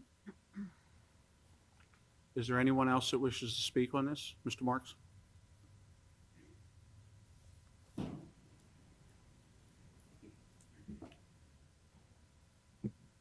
My name is Ted Marks. I live on 5724 Main Street, Mays Landing. I went out to B's house and saw the problem. And as I mentioned the last time I spoke here, that what really needs to be done is an outreach program. Like you said, we're coming off a pandemic right now. It's hard. Everyone's getting back into the work mode here, and I can get helpers. Fortunately, I had a helper this time that came out and helped me. Anybody that has a problem, and it's on record, I will come out. I will look at your problem. As far as B's is concerned, I took care of the immediate problem that was brought up the last time about them falling into the road. So we got rid of all the dead wood, first thing. It's a facelift. Anybody that has a problem, I will come out. And by the way, Judy, the tool works great. It's actually, and Carl, it's actually running. It's fantastic. It cuts a nice line, and you pull out the bamboo rhizomes, no problem. Aside from that, now B's a wonderful person, and this is overwhelming, and it's going to overwhelm a lot of people. With all the conditions and the things we've been for the last year or two, I highly recommend that this be looked at. Again, it's not like the Martians are coming and we're being attacked here. This is a bamboo that does grow 10 feet if you let it. But if you knock the shoots down, it's not going to go 10 and then 10 and then 10. If you keep those shoots knocked down, it stops at 10. Like you said, just keep it mowed down. Maintaining it's not hard. And I told B I'll get her on the list for the harvesters. They'll come around and they'll gladly take those shoots off your hand. That being said, I have to go back to why put the 20-foot limit if you said no one's going to do anything about it. Why is it there? Some bamboo grows 30 feet, and there's your big fishing poles there. That's the one you want for the things. Why have it at all if you actually said you weren't going to enforce it? Actually, I thought it was inferred. Then why even have it? I don't understand the rationale to have any limit on it. Can someone please explain that to me? Mr. Marks, the reason for a limit is that if I lived next door to your home and the bamboo was growing 20, 30 feet, obstructing me looking at my window and things like that, I would want something done about it. So with a number of 20, it gives the township some leverage. It's a story and a half, most houses, so it doesn't impact a neighbor. As we said last meeting, this was not about you, this ordinance. The township had multiple complaints about people whose bamboo was encroaching on the property, and we had no leverage, no law to require them to keep it on their own property. The amendments is in response to some of your testimony 3 weeks ago as to the height, to the side of the property line, things like that. And I think the governing body attempted to respond to some of your concerns from your area of expertise. But if there is no limit on it, and as I said before, no one's going out to measure it, but when somebody complains and is past the second story window, we're going to give the person notice that it's too high now. All property maintenance complaints in the township are handled on a complaint basis. We don't have a property maintenance person driving around the town with binoculars looking for violations, but property maintenance normally resolves neighborhood disputes. That if somebody has bamboo grown onto their property, the neighbor refuses to do anything about it, we now have a mechanism to address that, the same way as condition of homes and other property maintenance issues. I don't believe that answered my question. My question was, what was the rationale for 20 feet? And you did say that it might block someone's view. Well, I grow an oak tree. I have black walnuts that grow up to 30, 40 feet, 50 feet. So is that now I'm blocking someone's view? I asked that. You're saying, oh, I'm blocking someone's view now. Now, I'm like... Mr. Marks, we can debate this all night long, but The issue was 8-foot height. You said at the last meeting it grows twice as high as that generally. So that we picked a number which was twice as high as 8. 8 went to 20, not 16, in order to give flexibility to respond to your objections at the last meeting. You're putting the limit, like Mr. Kane said, what you grow on your property is your business, and it grows the way it grows. You're putting a limit on a plant. I said mine grow 20 to 25 feet typically. I have ones that go 30 feet. They're the ones that I really want because you're lucky to get them. You said you tore out a grove that had some beautiful timber in there. Now, I understand you're doing your job, but the rationale you just gave me is because I might block my neighbor's view for the 20-foot limit. Now, you go back to what I said. I said my bamboo grows to 20 feet, 25 feet. It grows taller. That was an average. I don't have a ruler out there. So by leaving that in there, you're leaving it open to any neighbor or anybody that drives by and says, it's 24 feet, that's 30 feet.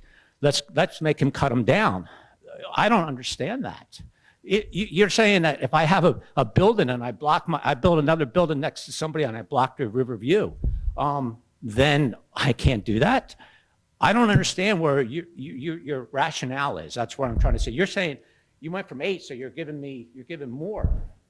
Based upon, Mr. Marks, based upon your testimony at the last meeting, you identified, that our number was half the distance of it and that your bamboo grows about 20 feet. We gave you the number that you asked for. Bamboo is a lot denser than one oak tree may be.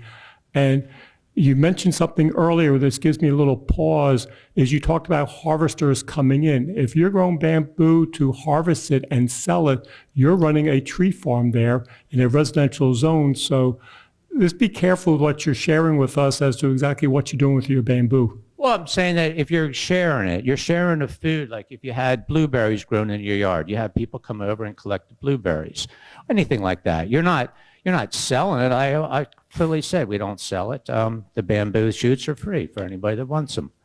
I only offered that so that it's a method of getting rid of them. There's a use for those bamboo shoots. But the 20-foot limit is just not going to work. Once again, you're putting a limit on something that doesn't need a limit. You're like saying you can't grow anything. And you said, I don't repeat what you said, but we all heard it. We all heard your comments too, Okay, Mr. Marks. thank you. Is there anything else value added that you might want to? No, I'm sorry. Thank you for taking my time to listen. No, I appreciate it. Thank you. Okay. Is there anyone else that wishes to speak on this topic? All right, at this time, seeing none, hearing none, committee, you've heard the comments from the public. Discussion?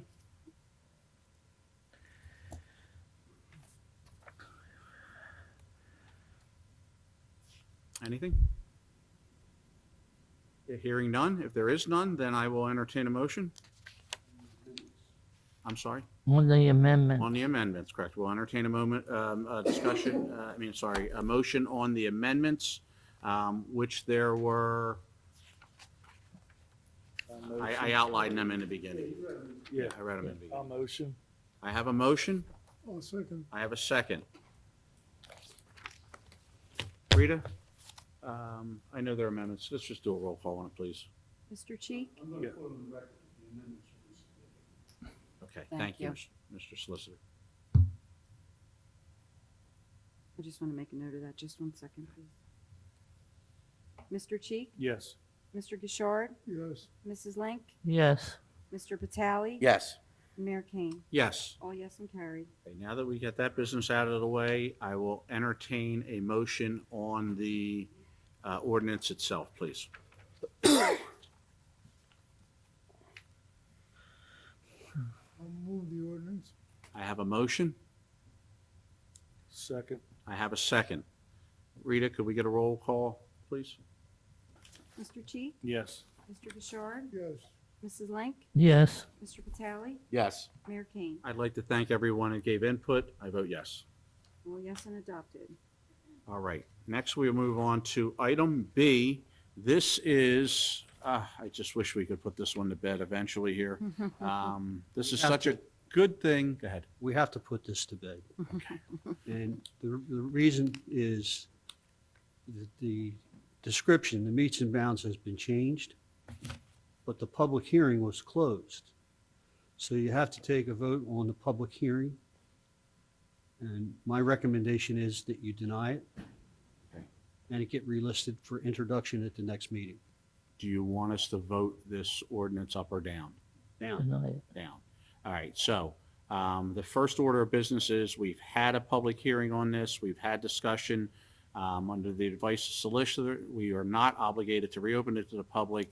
I suggest at this point that we do not do so, and we entertain this motion because of the reasons that Mr. Sandman just expressed.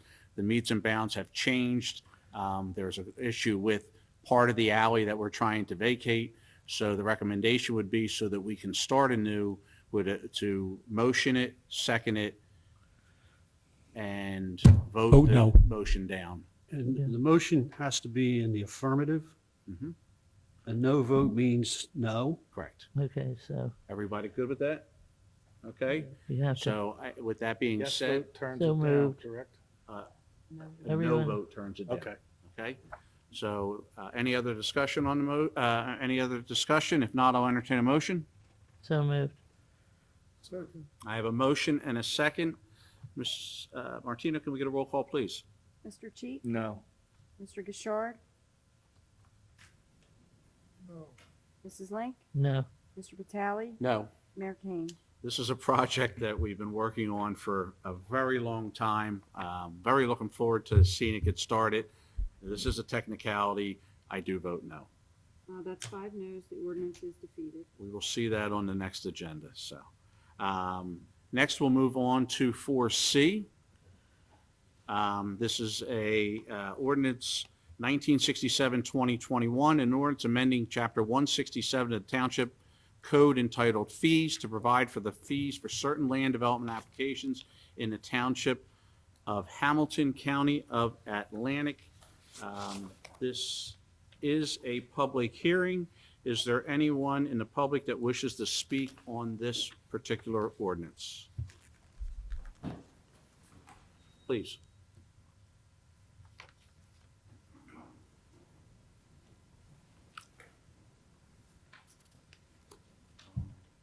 John Applegate, 283 Old River Road. It's nice to finally meet everybody in person. Thank you. First, I'd like to thank committee on coming up with the appeal process for a grievance at the HPC level. I think it was always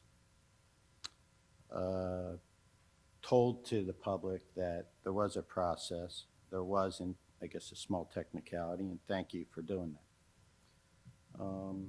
Most of the grievances that you'll get from HPC are very easily handled for building permits and things like that. My grievance was with de-designation of my property.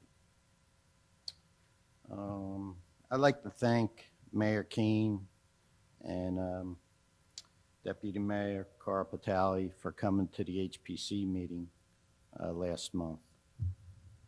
I think you witnessed a lot of confusion, very confusion. George Fye, my wife, and I all spoke asking questions on the legitimacy of the 1987, 1995 designation process for the pocket sites. We're just trying to get a feel for how it happened, what happened.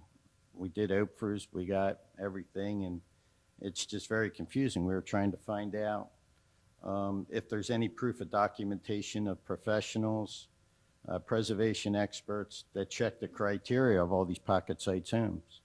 There were none. I OPR'd them, got nothing. In referencing the comment earlier about the HPC, in that OPR also, I received nothing in 1996, the property owner received nothing in 1996 or anything of any historic value until we received something in 2020. That's fact. Property owners never been told they were historic unless you went and looked at an ordinance or something like that somewhere, I guess. With that said, I'd just like to really quickly give you my case here. Before my wife had the property transferred to her, I went to town hall. No historical linkage to her property. John, I got to stop you just for 1 second, Mhm, only because we may be getting off a little off of what the intent of this ordinance is. I certainly am well versed in your situation. Right. And this is strictly to set a, not Fees. only for designation, but for any appeal from the HPC, not just designation. I want to make sure that's perfectly Mhm, clear. yes. I just want to be careful we don't get into Yes. litigating your situation. Yes, 'Cause- yeah, no, I'm not. But you'll looking have for- time at the end of the meeting if you want to add more comments to the record. Okay. Okay? Yep, no problem. I'll be really brief here. Bottom line, I have 4 structures. All of them were approved by Township to go in and do all the changes I did. That's a pattern throughout the township. You know that, I know that. I know you understand that, I know you want to fix it. As my point is that at that meeting, at the HPC level meeting, they admitted that they don't have the resources, they don't have the knowledge to make decisions on de-designation. They admitted that. I mean, they said that in this whole process back in the 1990s, they called it arbitrarily done. The mayor did it. This is all quotes from an HPC member. And another HPC member called it frightening. Frightening. Okay? My point is, I got voted down. I gave them all I gave them all the state surveys done by professionals. I got voted down. That's okay. You opened up the process for me to go to appeal to planning board. Awesome. In touching with Mrs. Hopkins, we know nothing. We had never received anything that we were. Now you want to put a fee in there. I don't mind if you put an application fee, but to have me pay escrow charges for all your professionals to go in and do the work that they should have done back in 1996 and prior, that's not fair. That's not fair. So I view this as adding the fees. It's really a deterrent to go through the process. You're basic. I can't afford. How many people can sit here and afford to go through the process and pay? I don't even know what the engineering fees were when I complained last year, and your other township administrator had to go in and do all the engineering fees and rechange all the maps. That would probably go on my account here. Well, no, it's very clear. It's a $50 for a residential property. Yes. It's a $50 administrative fee and a $200 escrow fee. That's what the fee would be in order for you to appeal anything. And again, I want to be clear, Correct, yeah. we're not speaking about your particular situation. For anyone to become, that has a residential property, disagrees with the HPC's ruling, would be able to appeal to the planning board, put up in residential, put up a $50 fee and a $200 escrow. That would cover their appeal process for the planning board. So I'm sorry. And then if it's a commercial property, that would be $75 and $1,000, because in that case, in a lot of cases, you're going to get professionals that will do review on that. So I'm sorry, let me try to understand something. So if somebody went there, they paid the $50 fee and paid the $200 in the escrow, they will not be asked for any more money in that escrow account. They shouldn't be. I can't tell you they won't be. No. It's called an escrow account, and escrow accounts are not a capped fee. Not knowing the complexity of what is being appealed, there may be instances where $200 is insufficient. And that's how I understood it. That's just the beginning. That's, you're charging the account so that we can pull out of it to pay our professionals. It's a deposit. It's their process. You all should know that Pinelands asked for an extension for the review of the ordinance. Yes, that is correct. So the underlying ordinance has not been approved by Pinelands and is therefore not effective. So, should we not, You could adopt it. so Yeah, it's, you can adopt this. what? You can adopt it, and if they don't certify, then it's unenforceable. Okay. But you can't enforce it until such time as they certify it. The fine lands, okay. I think it's fair. I think maybe a little further discussion is warranted on Mr. Vitale, Deputy Mayor's comments. And quite possibly, I want to make sure that I'm correct in this. So in a homeowner disagrees with the decision made by the HPC, they put up a $50 administration fee, and a homeowner puts up to $200 in escrow. You're saying that that escrow could continue to have to grow depending on the volume of the application, or can we set it at a $200 limit?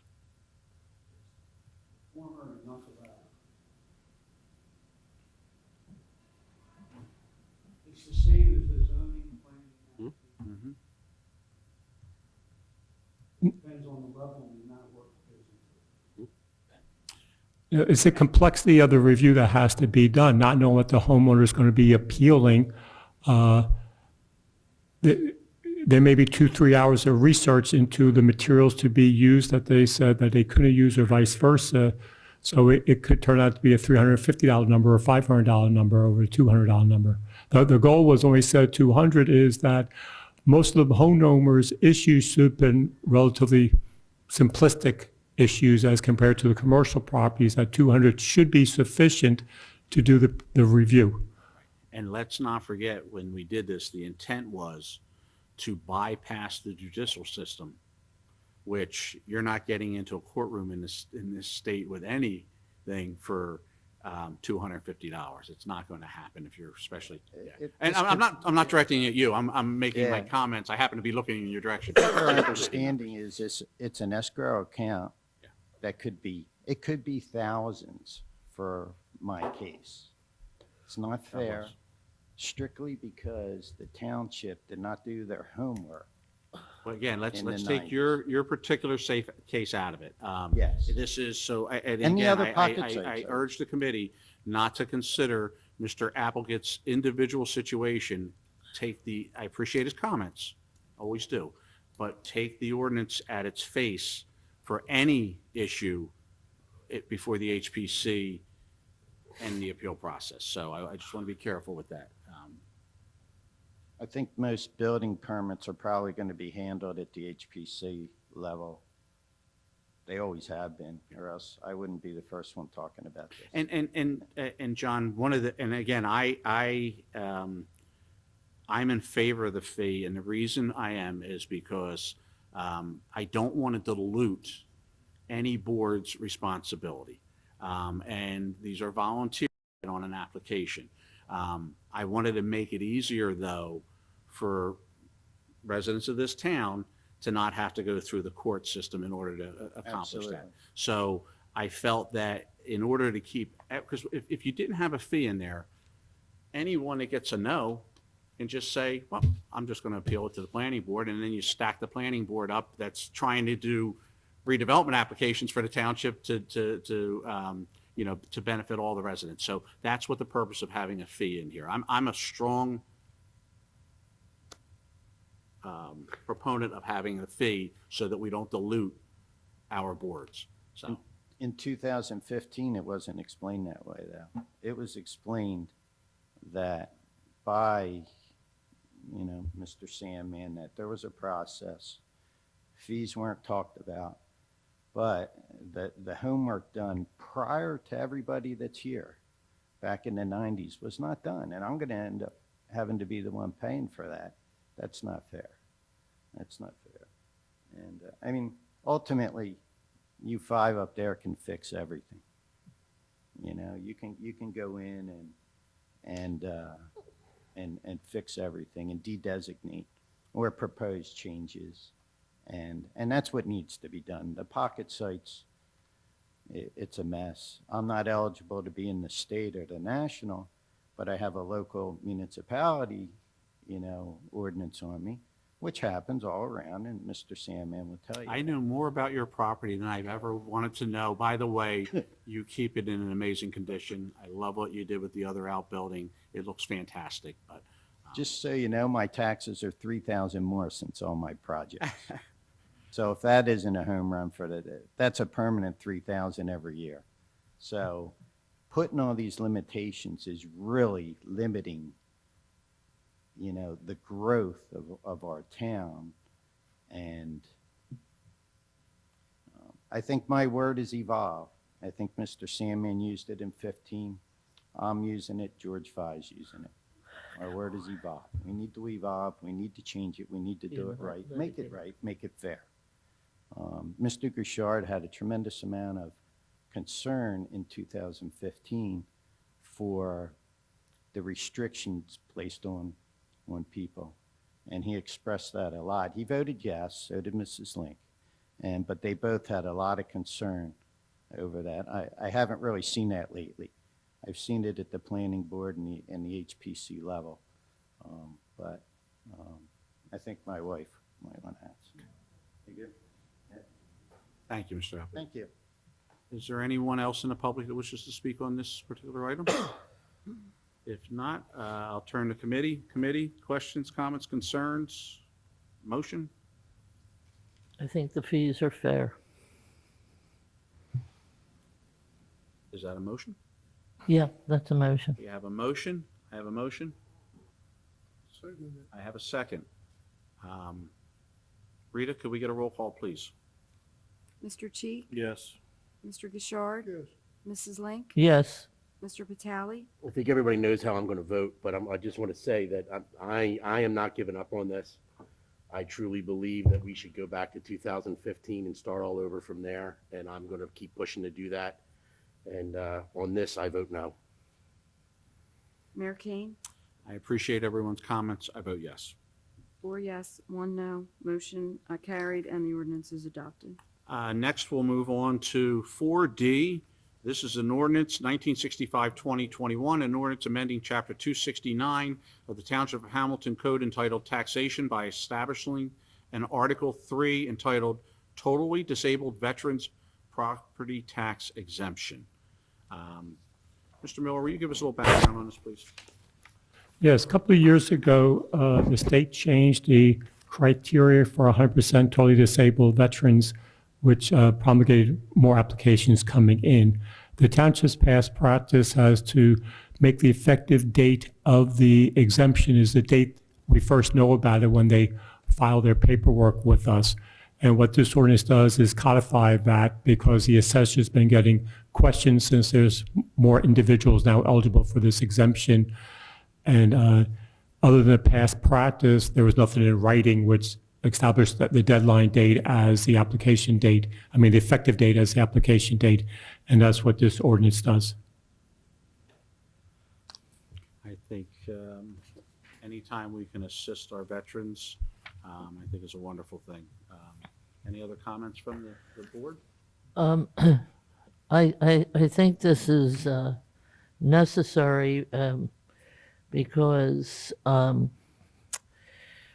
when we go back to the full year, we are not able to get that money from the schools nor the county. So we are subsidizing the full amount. And this has been commonly done, and it's just codifying it. Any other comments before I open it to the public? Is there anyone in the public that wishes to speak on this particular ordinance? Hearing none, if there's no other comments from the board, I'll entertain a motion. So moved. I have a motion. I have a second. Ms. Martino, could we get a roll call, please? Mr. Cheek, Yes. Mr. Gouchard, Yes. Mrs. Link, Yes. Mr. Vitale. Yes. Mayor Kane. Yes. All yes and adopted. Next, we'll move on to 5. We have 5A, introduction of ordinances. Their public hearing will be held on September 20th of 2021. First, we have A, which is 1969-2021, an ordinance amending Chapter 301, Article 1 of the Township Code to create a no parking zone on certain portions of Old River Road in the Township of Hamilton, County of Atlantic, and the state of New Jersey. We all have read our packets. We understand what this, where this location is. First of all, I'd like to thank the chief, Officer Smith, our Public Works Director, and members of the Public Works. Again, we're very fortunate that someone has decided to invest in our community. In doing so, they became extremely successful right off the bat, which exasperated a problem that existed prior to the purchase of cars parking on Old Lake Harbor Road. They were so successful in the beginning that it did pose a safety hazard. The chief and his team went out right away, assessed the situation. We temporarily halted parking so that we made sure that we protected the residents along that road. Further investigation was done. I do want to point out that Officer Smith went over and above by contacting other property owners and trying to work situations out, which is greatly appreciated because obviously we all want to see the small businesses in this town be successful. So in doing so, action had to be taken in order to balance the business owners' needs and obviously the needs to protect the community in that area. It is a public street. Parking is allowed. This is regulating it so that it doesn't block and have the pitch point where emergency vehicles can't get down, and it will not allow blocking of residents' driveways. I will tell you this, I was out there with the chief myself. We spoke to several residents. I believe the majority of the residents, the ones that we did speak to, were very supportive of the business at the corner, very supportive of it. Even some of them had offered parking in their own driveways. So I appreciate that from them also. So this is an ordinance, we've seen the signs. This is an ordinance making that official, and again, balancing the needs of the business community and the safety of our residents.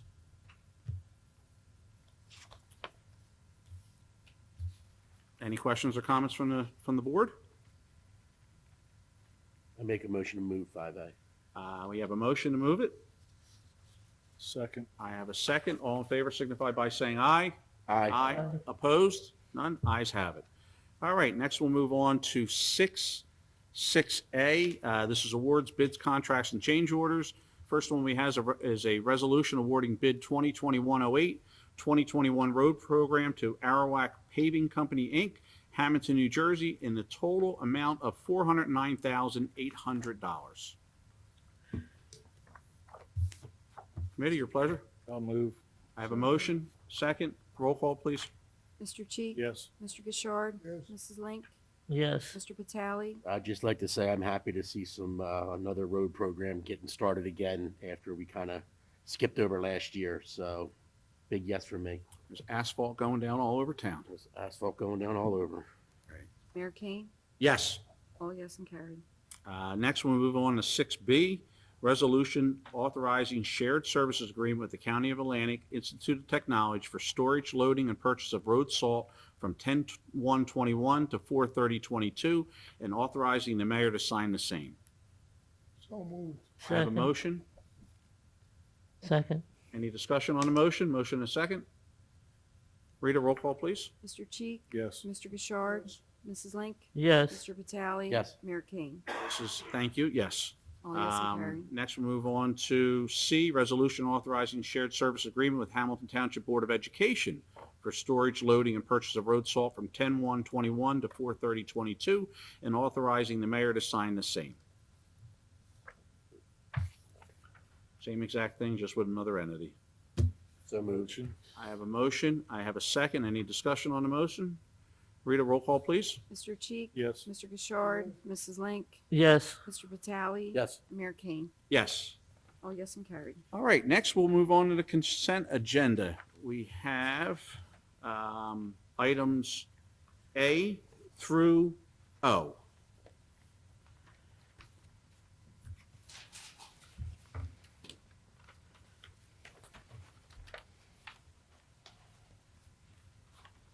there anyone that has anything they wanted to pull out and discuss separately? Or tell me where we're at. Obviously, right?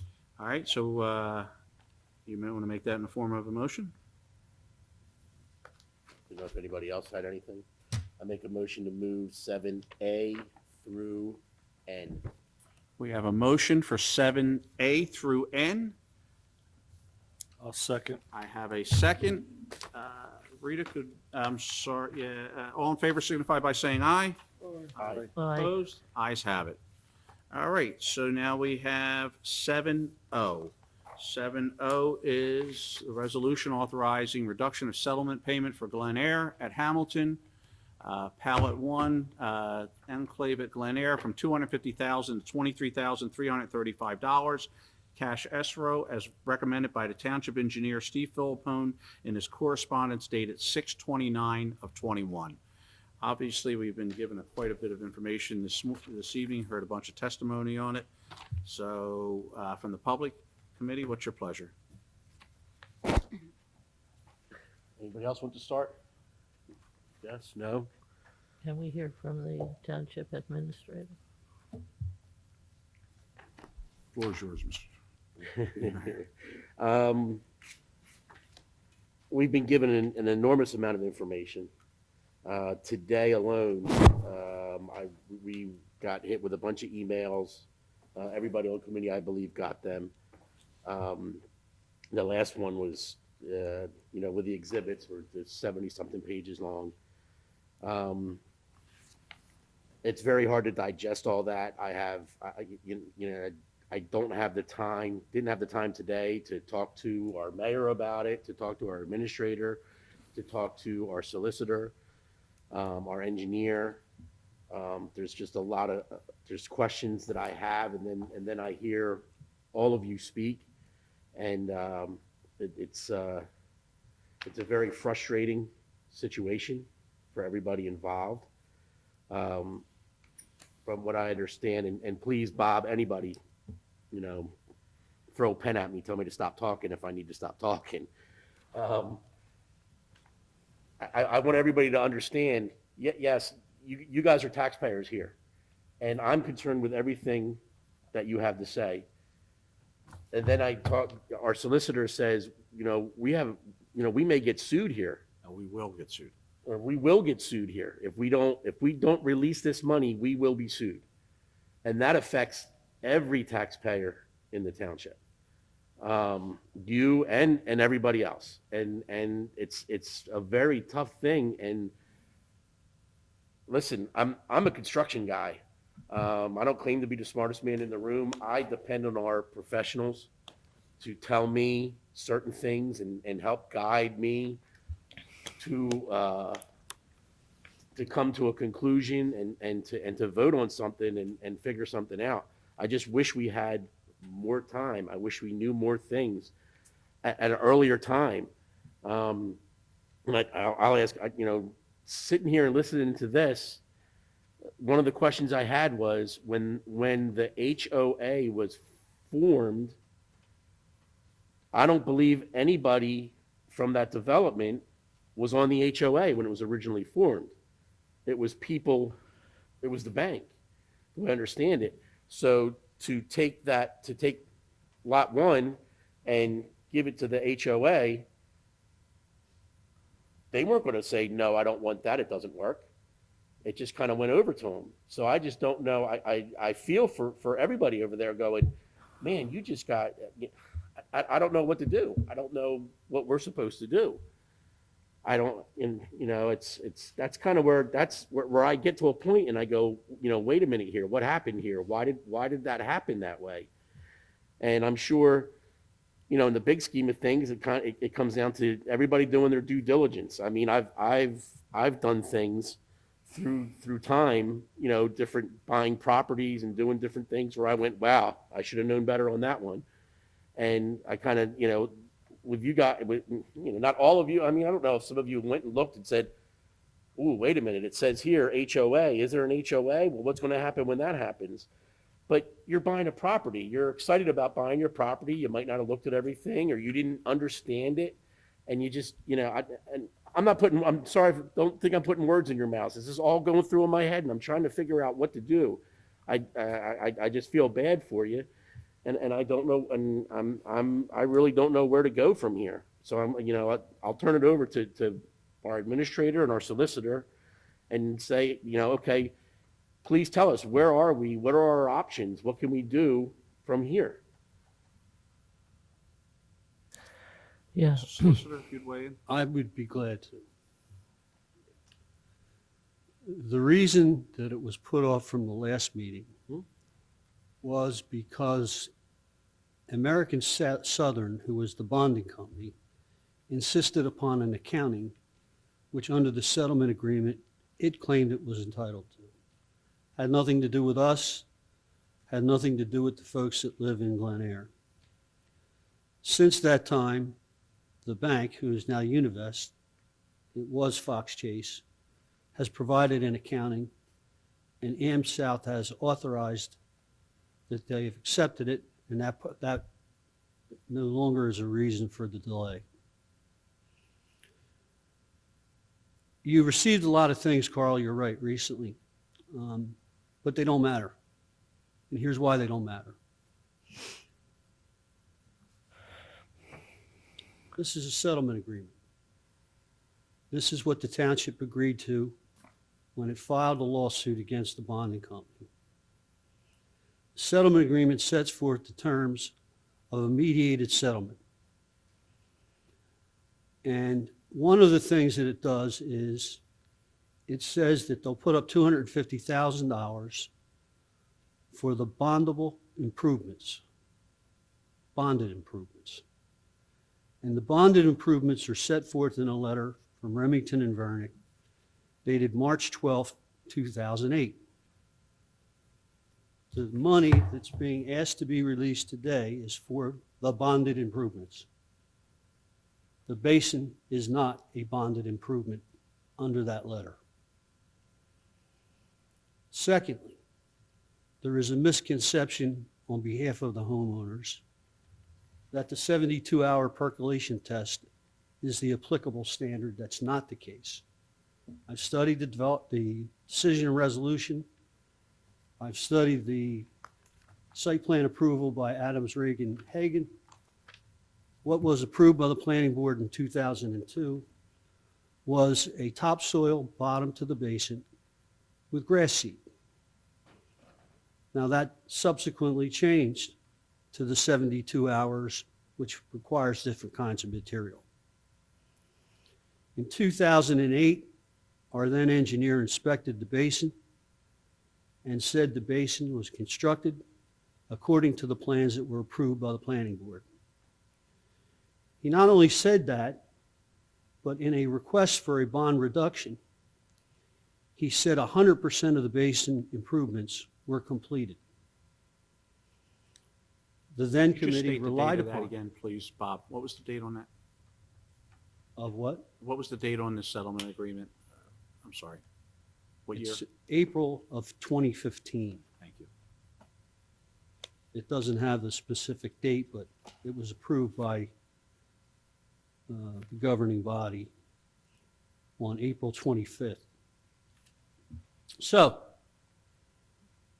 You said 2008.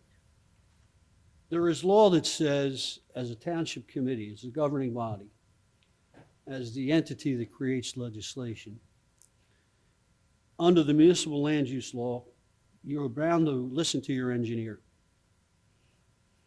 And you're bound to take his recommendations unless there is clear evidence to the contrary. In this case, you have a very capable engineer. He went out and he did a letter, and he said, you may now at this time release $226,000. I've inspected it. The work is done properly. That is what's before you tonight. He has suggested that you hold back $23,000 for two things. One, the planting of trees, and two, to make sure the elevation of the floor of the basin is where it's supposed to be.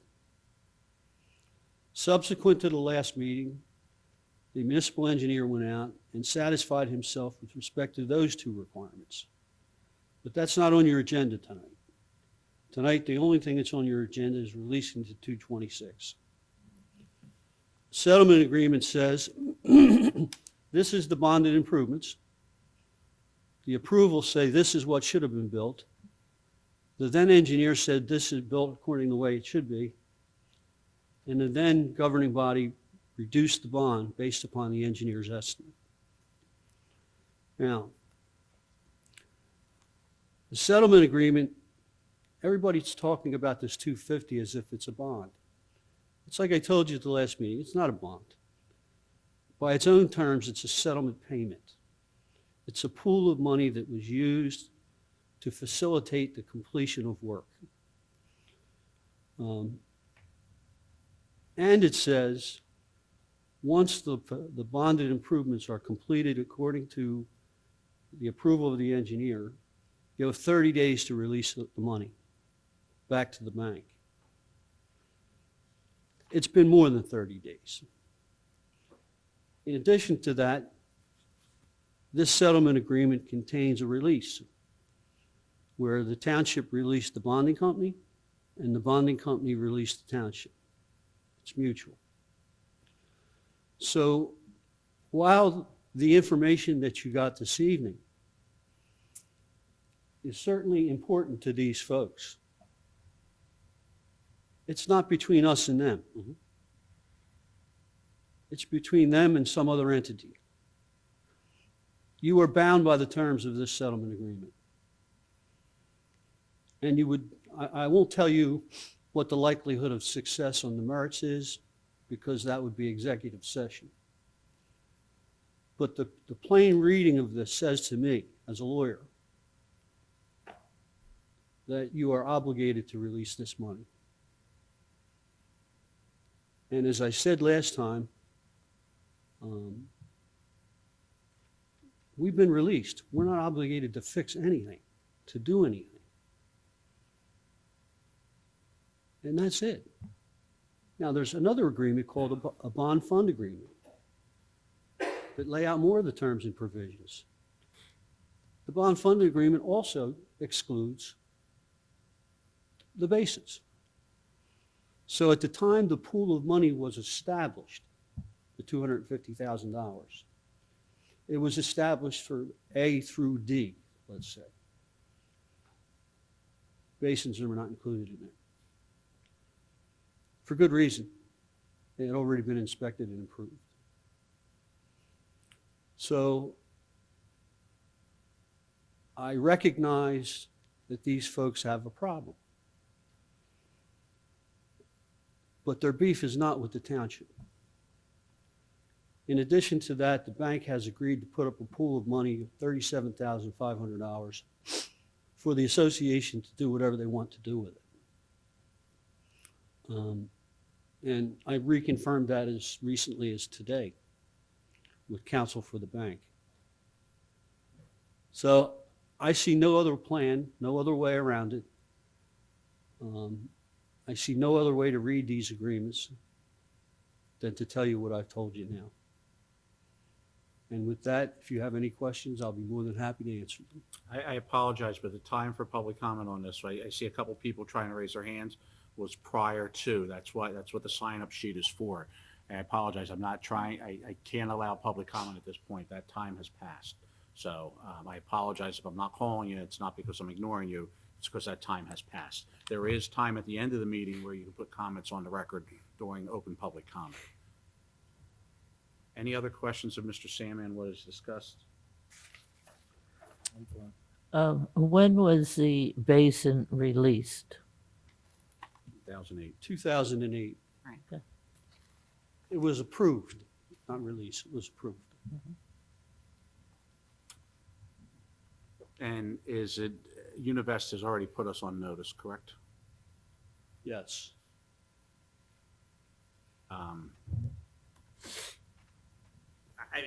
I've had a lot of conversations back and forth regarding this. Obviously, I certainly understand what the homeowners are going through. what their issue is out there. But when you have a settlement agreement in your hand that was executed by the parties at that time and a basin that was signed off on, unfortunately, I believe that Mr. Sandman's comments are correct. Although we are an outlet for you to come and discuss it, the township is not the responsible party here. As much as we want to help you, there was an agreement made, executed, and signed, and again, I'm one member up here, but we have to uphold the terms of that agreement. The unfortunate thing is that there were representations made to these people by an agent of the bank that implies some further duty with respect to the basins. I'm not going to comment on that because we need not take action with respect to it. Committee, questions, comments? Any additional questions or comments? Hearing none, I will entertain a motion. I need a motion to authorize or? I'll motion. I have a motion and a second for item 7O. Rita, could we get a roll call on this, please? Mr. Cheek? I'm going to vote yes, and I feel sorry for you people. I feel as if the bank, this isn't their first go-around doing this, and the townships, if it turn around, then the township's going to be liable. So representing all the township, I feel as if I have to vote yes. Mr. Gishard? Yes, I feel the same way, and I certainly feel for the residents. But as the lawyer explained, we have an obligation here, so I vote yes. Mrs. Link? I don't think we have any alternative other than to vote yes. Some things seem as though they should be, and some things not. And it is apparently a recommendation by our lawyer and engineer that the things that were responsible for the 250,000 were everything else but the drainage problem. So I have to vote yes. Mr. Vitale? Yes. Mayor Kane? I've had a lot of conversations on this, done a lot of research on it. I fully understand what the homeowners are up against. I also do understand that there is a settlement agreement that must be adhered to. And I appreciate, Mr. Engineer, I appreciate yourself, your efforts going out there, trying to come up with a solution for the residents to help them. And I find myself in a position where I do see it necessary in order to protect all the residents as a whole to vote yes. Because one thing is absolutely for sure, Univest has put us on notice, and that notice will cost the taxpayers money. So I vote yes. Oh, yes, and carried. Is counsel for the bank present? Sorry, wrong side. Apologize. Oh. Monica? Yes. Okay. And I apologize, you were raising your hand, and that's why I made the comments. I couldn't. But you, next, we have 8 personnel. First, we have A, a motion authorizing advertisement for full-time dispatcher position. Committee? So moved. I have a motion. Second. I have a second. All in favor? You know what? Let's just do a roll call, Rita. Mr. Cheek? Yes. Mr. Gishard? Mrs. Link? Yes. Mr. Vitale? Yes. Mayor Kane? Yes. All yes and carried. And then we have the addition, which is 8B. Resolution appointing Robert Watkins of the firm Mott Watkins Associated LLC as floodplain administrator effective September 8th, 2021 until December 31st, 2021 at a $150 per application fee. Committee, do you need background on this, or do we understand? If we do, ask for it. If not, I'll entertain a motion. So moved. I have a motion. Second. I have a second. All in favor signify by saying aye. Oh, roll call, please. Mr. Cheek? Yes. Mr. Gishard? Yes. Mrs. Link? Yes. Mr. Vitale? Yes. Mayor King? Yes. All yes and carried. All right, next we'll move on to approval of minutes. First, we have A, regular meeting minutes of August 16, 2021. So moved. I have a motion. Second. I have a second. All in favor signify by saying aye. Aye. Aye. Opposed? Aye. Ayes have it. B, minutes, executive session meeting minutes of August 16, 2021. So moved. Second. Motion is second. Roll call, please. Mr. Cheek? Yes. Mr. Gishard? Mrs. Link? Yes. Mr. Vitale? Yes. Mayor King? Yes. All yes and carried. Next, we have C, which is minutes, release of closed session minutes. Motion. I have a motion. Second. I have a second. Read it, roll call, just to, Mr. Cheek? Yes. Mr. Gishard? Yes. Mrs. Link? Yes. Mr. Vitale? Yes. Mayor King? yes. All yes and carried. Lastly, we have D, the bill list totaling $4,996,455.18. Carl? So moved. Not touching that. Carl, go for it. I have a motion. Second. I have a second. Read a roll call. Mr. Cheek? Yes. Mr. Gishard? Yes. Mrs. Link? Yes. Mr. Vitale? Yes. Mayor King? Yes. All yes and carried. All right, next we'll move on to reports. I have no report. Mr. Administrator, no report. You're answering the question. We'll move on to Mr. Sandman. Happily, I have no report. All right, and Mr. Engineer. Yeah, Mayor, it'll be very brief, thank you. I just want to update the committee on Lake Lenape Dam. We had a meeting on August 23rd, Dam Committee meeting. I just want to report that WSP continues to do some basic functions. They've hired a local consultant, geotechnical consultant, to do some structural soil borings. One good thing came out of that meeting, Haddon Adenucci with Jeff Andrews' office attended that meeting, and he is offering Jeff Andrews help on any part of this process, be it with the reviews with DEP or Pinelands.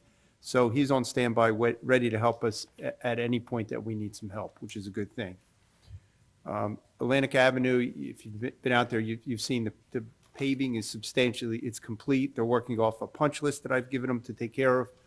Line striping is complete, so hopefully within the next couple of weeks, they'll finish up the minor punch list items I put out there. New York Avenue Bridge, I went out to New York Avenue Bridge last Thursday morning. The contractors full bore ahead out there.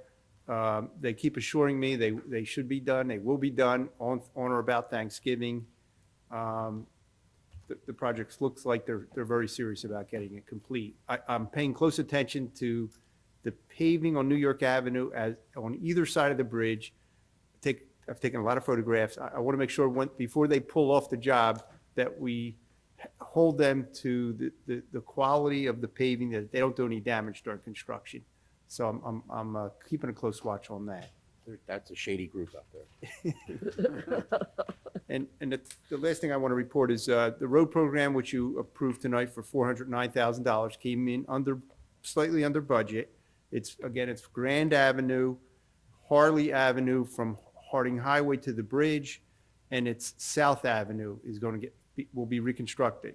It's a little bit over 2 miles of road paving, milling, paving, and reconstruction. So Arawak was low bid. They're anxious to get started if they were awarded as they were tonight. So we should see something in about 30 days out there with this road work. Good. That concludes my report. Thank you. Ms. Link. Um, yes, I feel as though the uh, Hurricane Ida has put us on a tremendous notice as to what can happen with this tremendous storm that had hit the Northeast. And I did reach out to Brett Knoll to see how we were responding as far as the dam was concerned. And he did, of course, as he always does, a proactive measure to lower the dam incrementally and still continue to lower it as the tributaries from the rest of the watershed of the Great Egg Harbor River would come into play. Very, very important. And I would say definitely if we do nothing more than get that dam repaired that was proposed or we heard about, it's very, very important.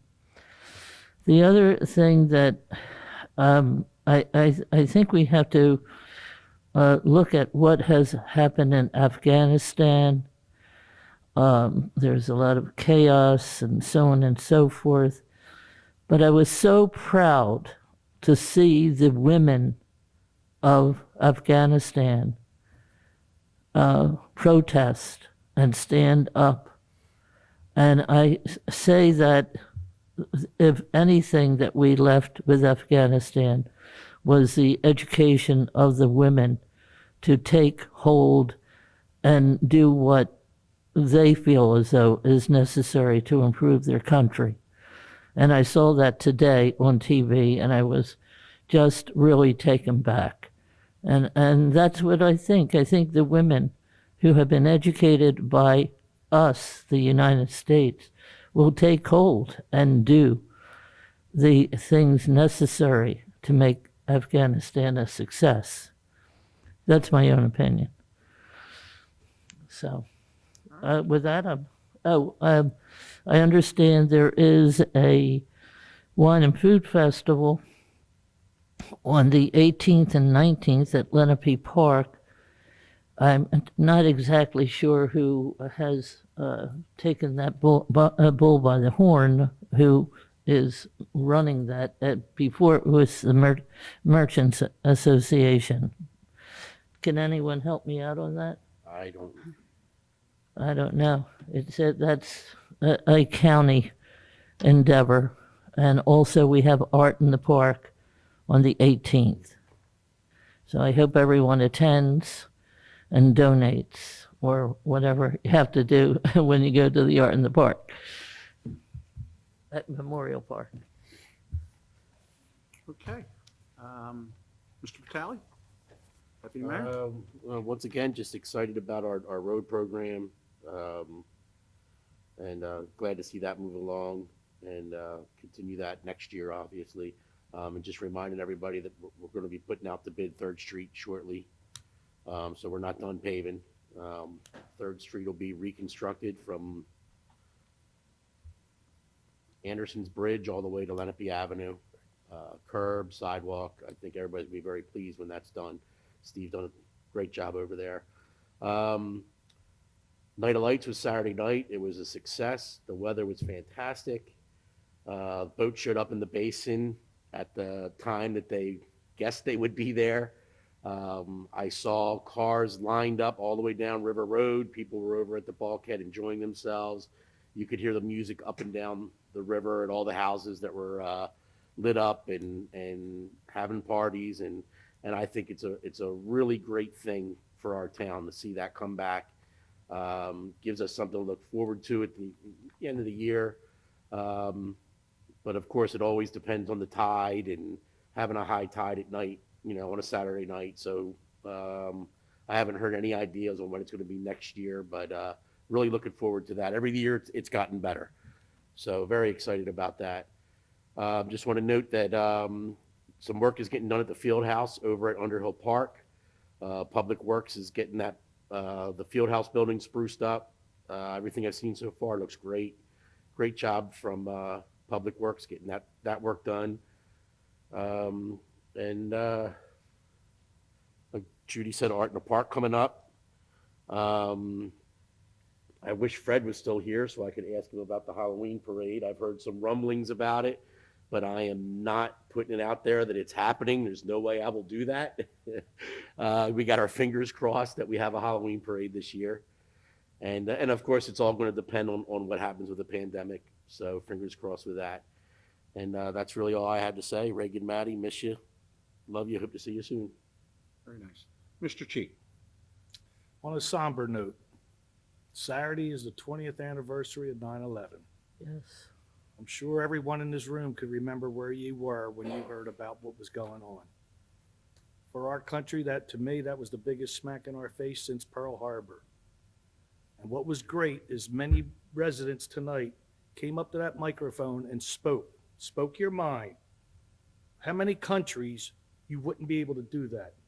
Everyone's here because you can be here. God bless America. You're here. That's it. Thank you. Very nice.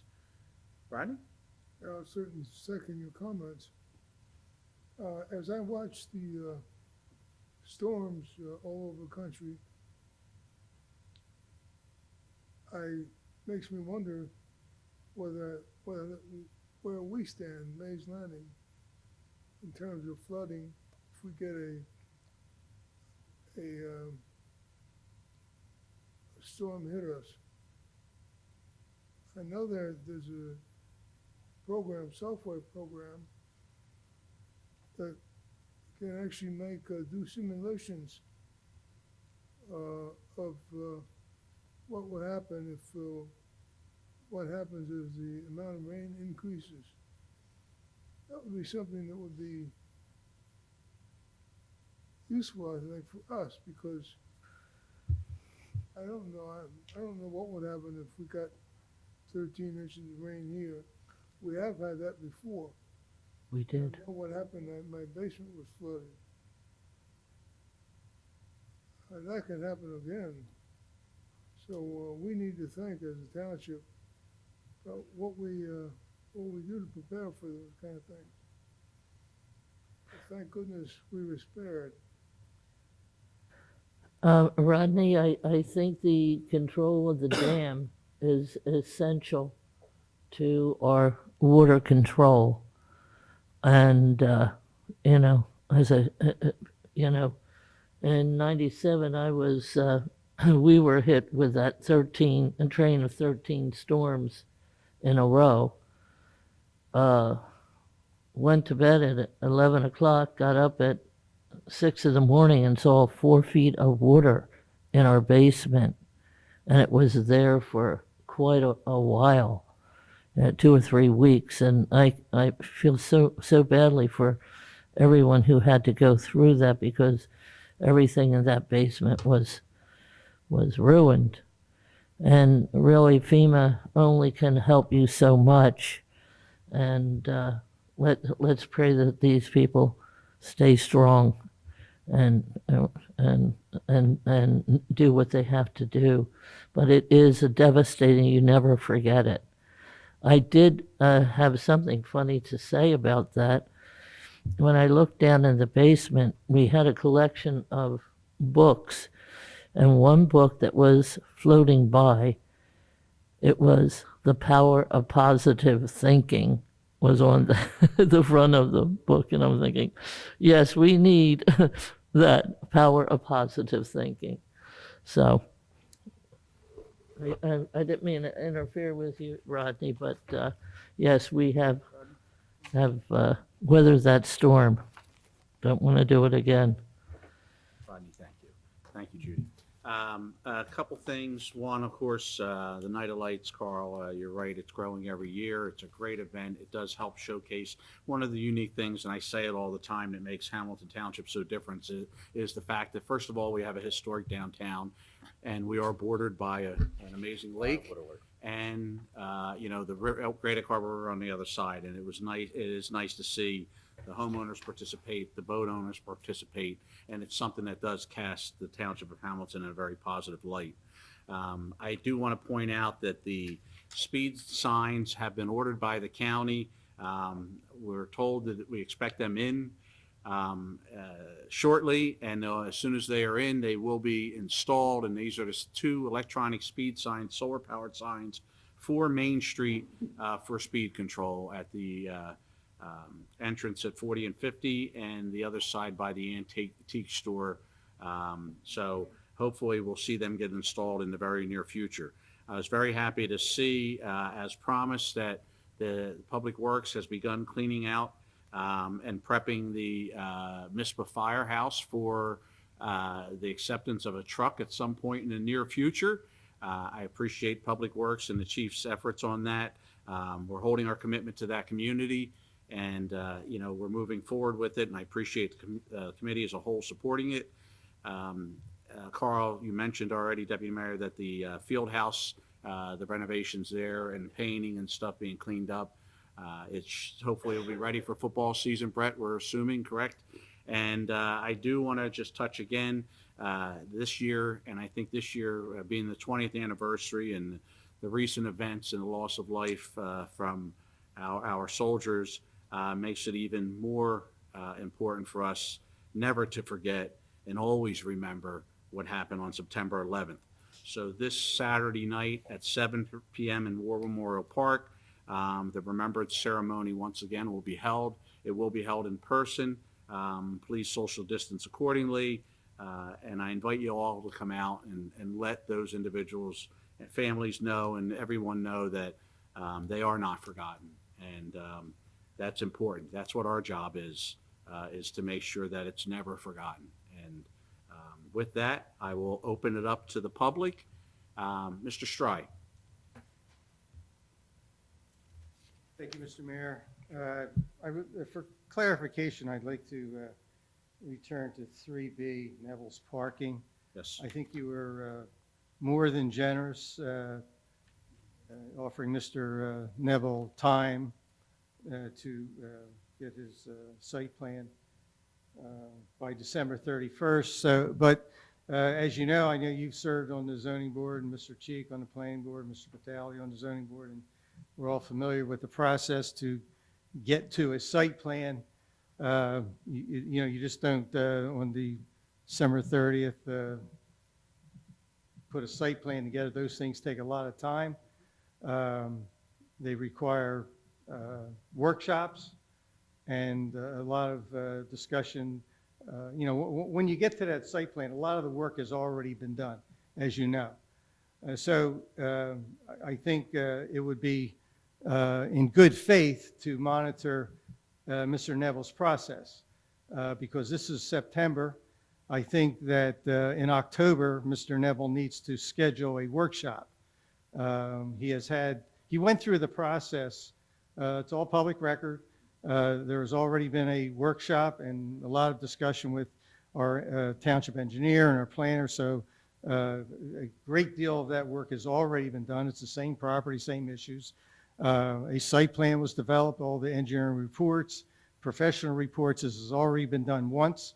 I think Mr. Neville reported tonight that the engineer was not happy.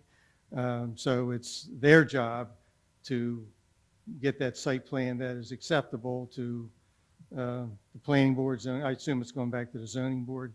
So my point is, on that date that was part of the resolution, the question, it's not what have you done or where's your site plan, but in good faith, what have you done in September, October, November, December to do that? So that will be the question.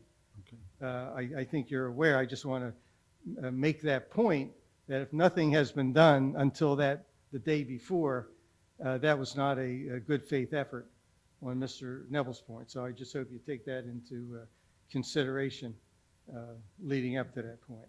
Appreciate that, Mr. Stride. Thank you very much. Anyone else in the public that wishes to speak? Nikki, please. He must have walked out when I brought that up. I didn't make it right.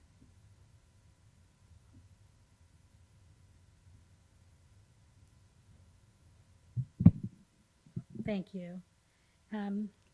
We feel like there might be a little bit of unfinished business with a letter from Mr. Miller that talked about $37,500 in escrow that Mr. Sandman and the bank agreed upon.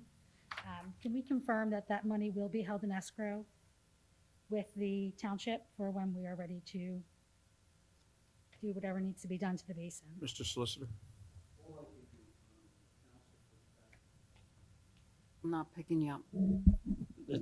That was the number that the bank offered to provide to the township. And essentially, it's being offered with no strings attached. Okay.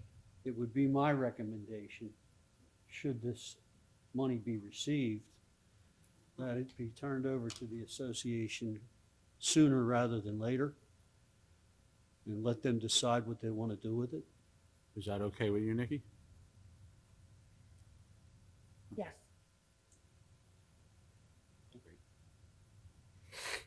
Thank you, Nikki. Is there anyone else in the public that wishes to speak? So it's going to be turned over directly to us? No. Not to the township? No, you asked about, the letter say escrow. No, it did. It said it was 37.5 in escrow. Well, I can't hear any. No, it wouldn't. counsel be. for the bank is Yeah, present. actually, I'm going to let her come up and speak if, No, it would be directly. Nikki, if it doesn't answer your question, you'll come back up. You got it, okay. Good evening. I'm Monica Reynolds. I'm counsel for Univest Bank. I apologize. We just came in a couple minutes after you had started, so I didn't get to sign the list. But yes, I spoke with Mr. Sandman with regard to the existence of any sort of maintenance guarantees or post-work guarantees. And even though the bank thinks that they're not responsible for that, the statutory calculation of the bond, the fund amount, that 250, was 37.5. So we agreed to put up the 15% for maintenance slash whatever would happen with that bond fund. We'll give it to the township, and the township can either use it to make the repairs, or the township can give it to the homeowners to make the repairs. Whatever they'd like to do, we just want to be clear that that's, you know, that's the intention, is to exhaust any suggestion that then now we have more maintenance guarantees on top of that. But whatever, and if they want to spend it on repairs, or if they want to hold it for maintenance, whatever they choose to do with it, the bank just wants to give it to them and let them decide. Okay. One thing we're not going to do is we're not going to do any work. I understand that. I understand. But so the bank, Univest, is going to release it to us. Upon us receiving it, we will then, who are we contacting? I'll contact Mr. Malinsky, who is their counsel. sitting Okay. there. So Mr. Malinsky, then you'll contact him, and then he'll take it on behalf of his clients. Right? Lewinsky. Oh, my God. Yeah, good question. In fairness, there's still money that we're waiting for back from the balance. 23,000. So there's no bond anymore. Okay.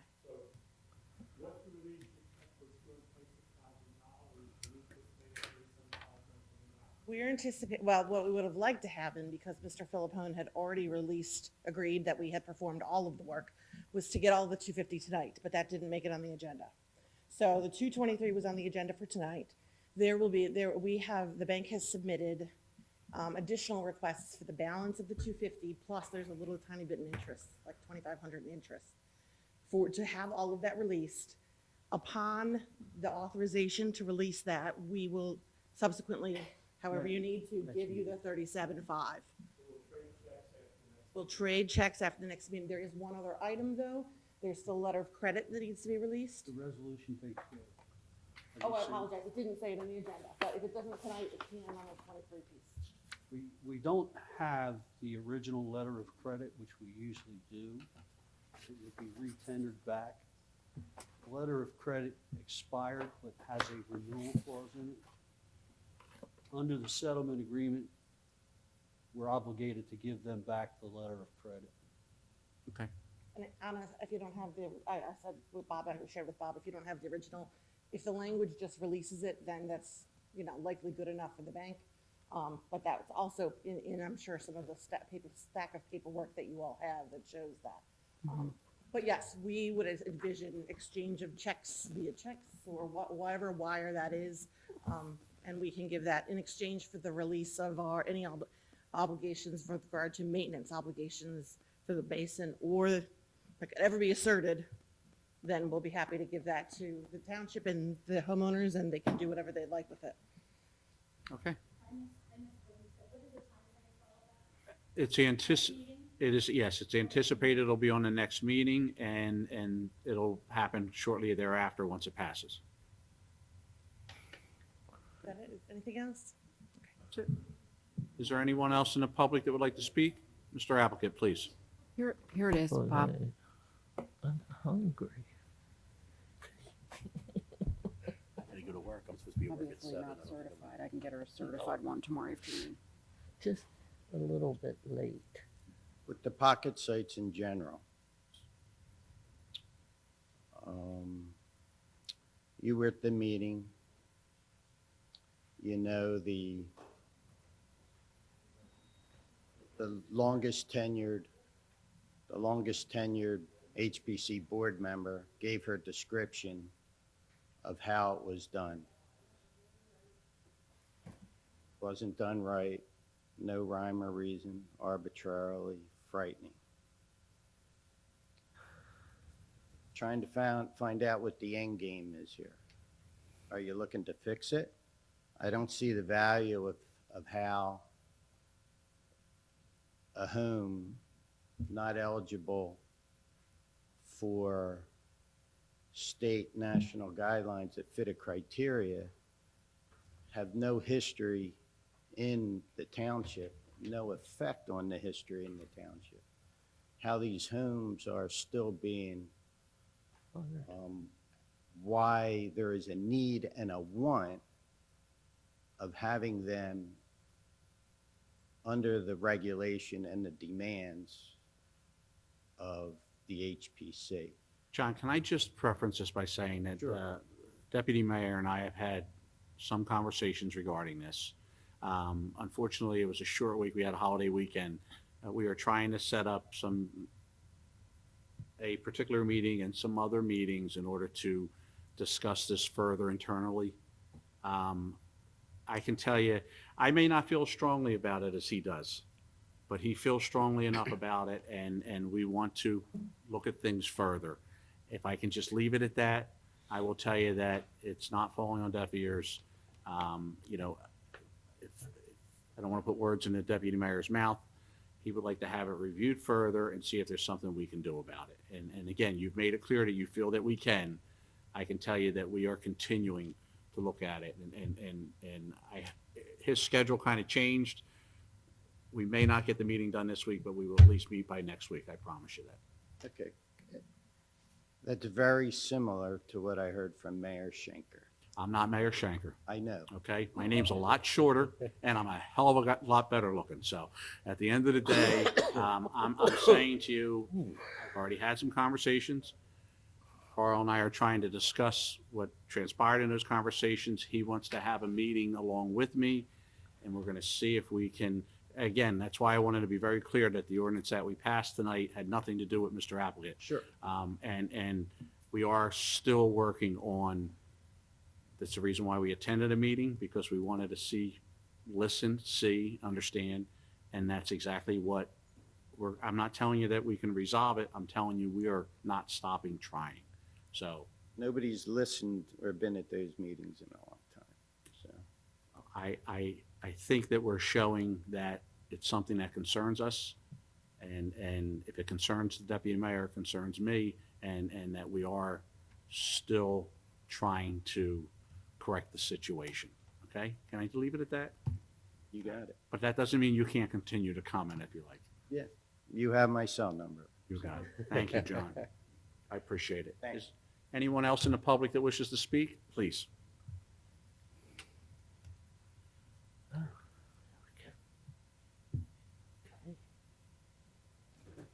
How are you? My name is Carol Pickett Young, and the good news is we will have a Halloween parade this year. Right. We had a brief meeting at Neville's, and there will be a parade on the 30th, which is the day before Halloween. It will be on Main Street. We'll begin at 6:30, and there will also be a parade in Egg Harbor City the evening before. So if anyone would like to volunteer, we're looking. Okay. Great. Great, thank you. Is there a place you want them to go to volunteer? Fred. Okay. For the record, that number is 609-625-3286. Is there anyone else in the public that wishes to speak? Hearing none, I'll entertain a motion to close the public portion. moved. I have a motion. I have a second. All in favor signify by saying aye. Aye. All right. Mr. Administrator, we are going to go into executive session? What? We have one matter that should be less than 5 minutes. Okay. Are we Are we coming in? expected to come back in the public and take action? No, sir. No, sir. No, sir?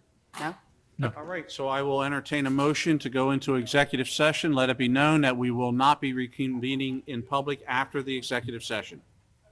I move that we go into executive I have a session. motion.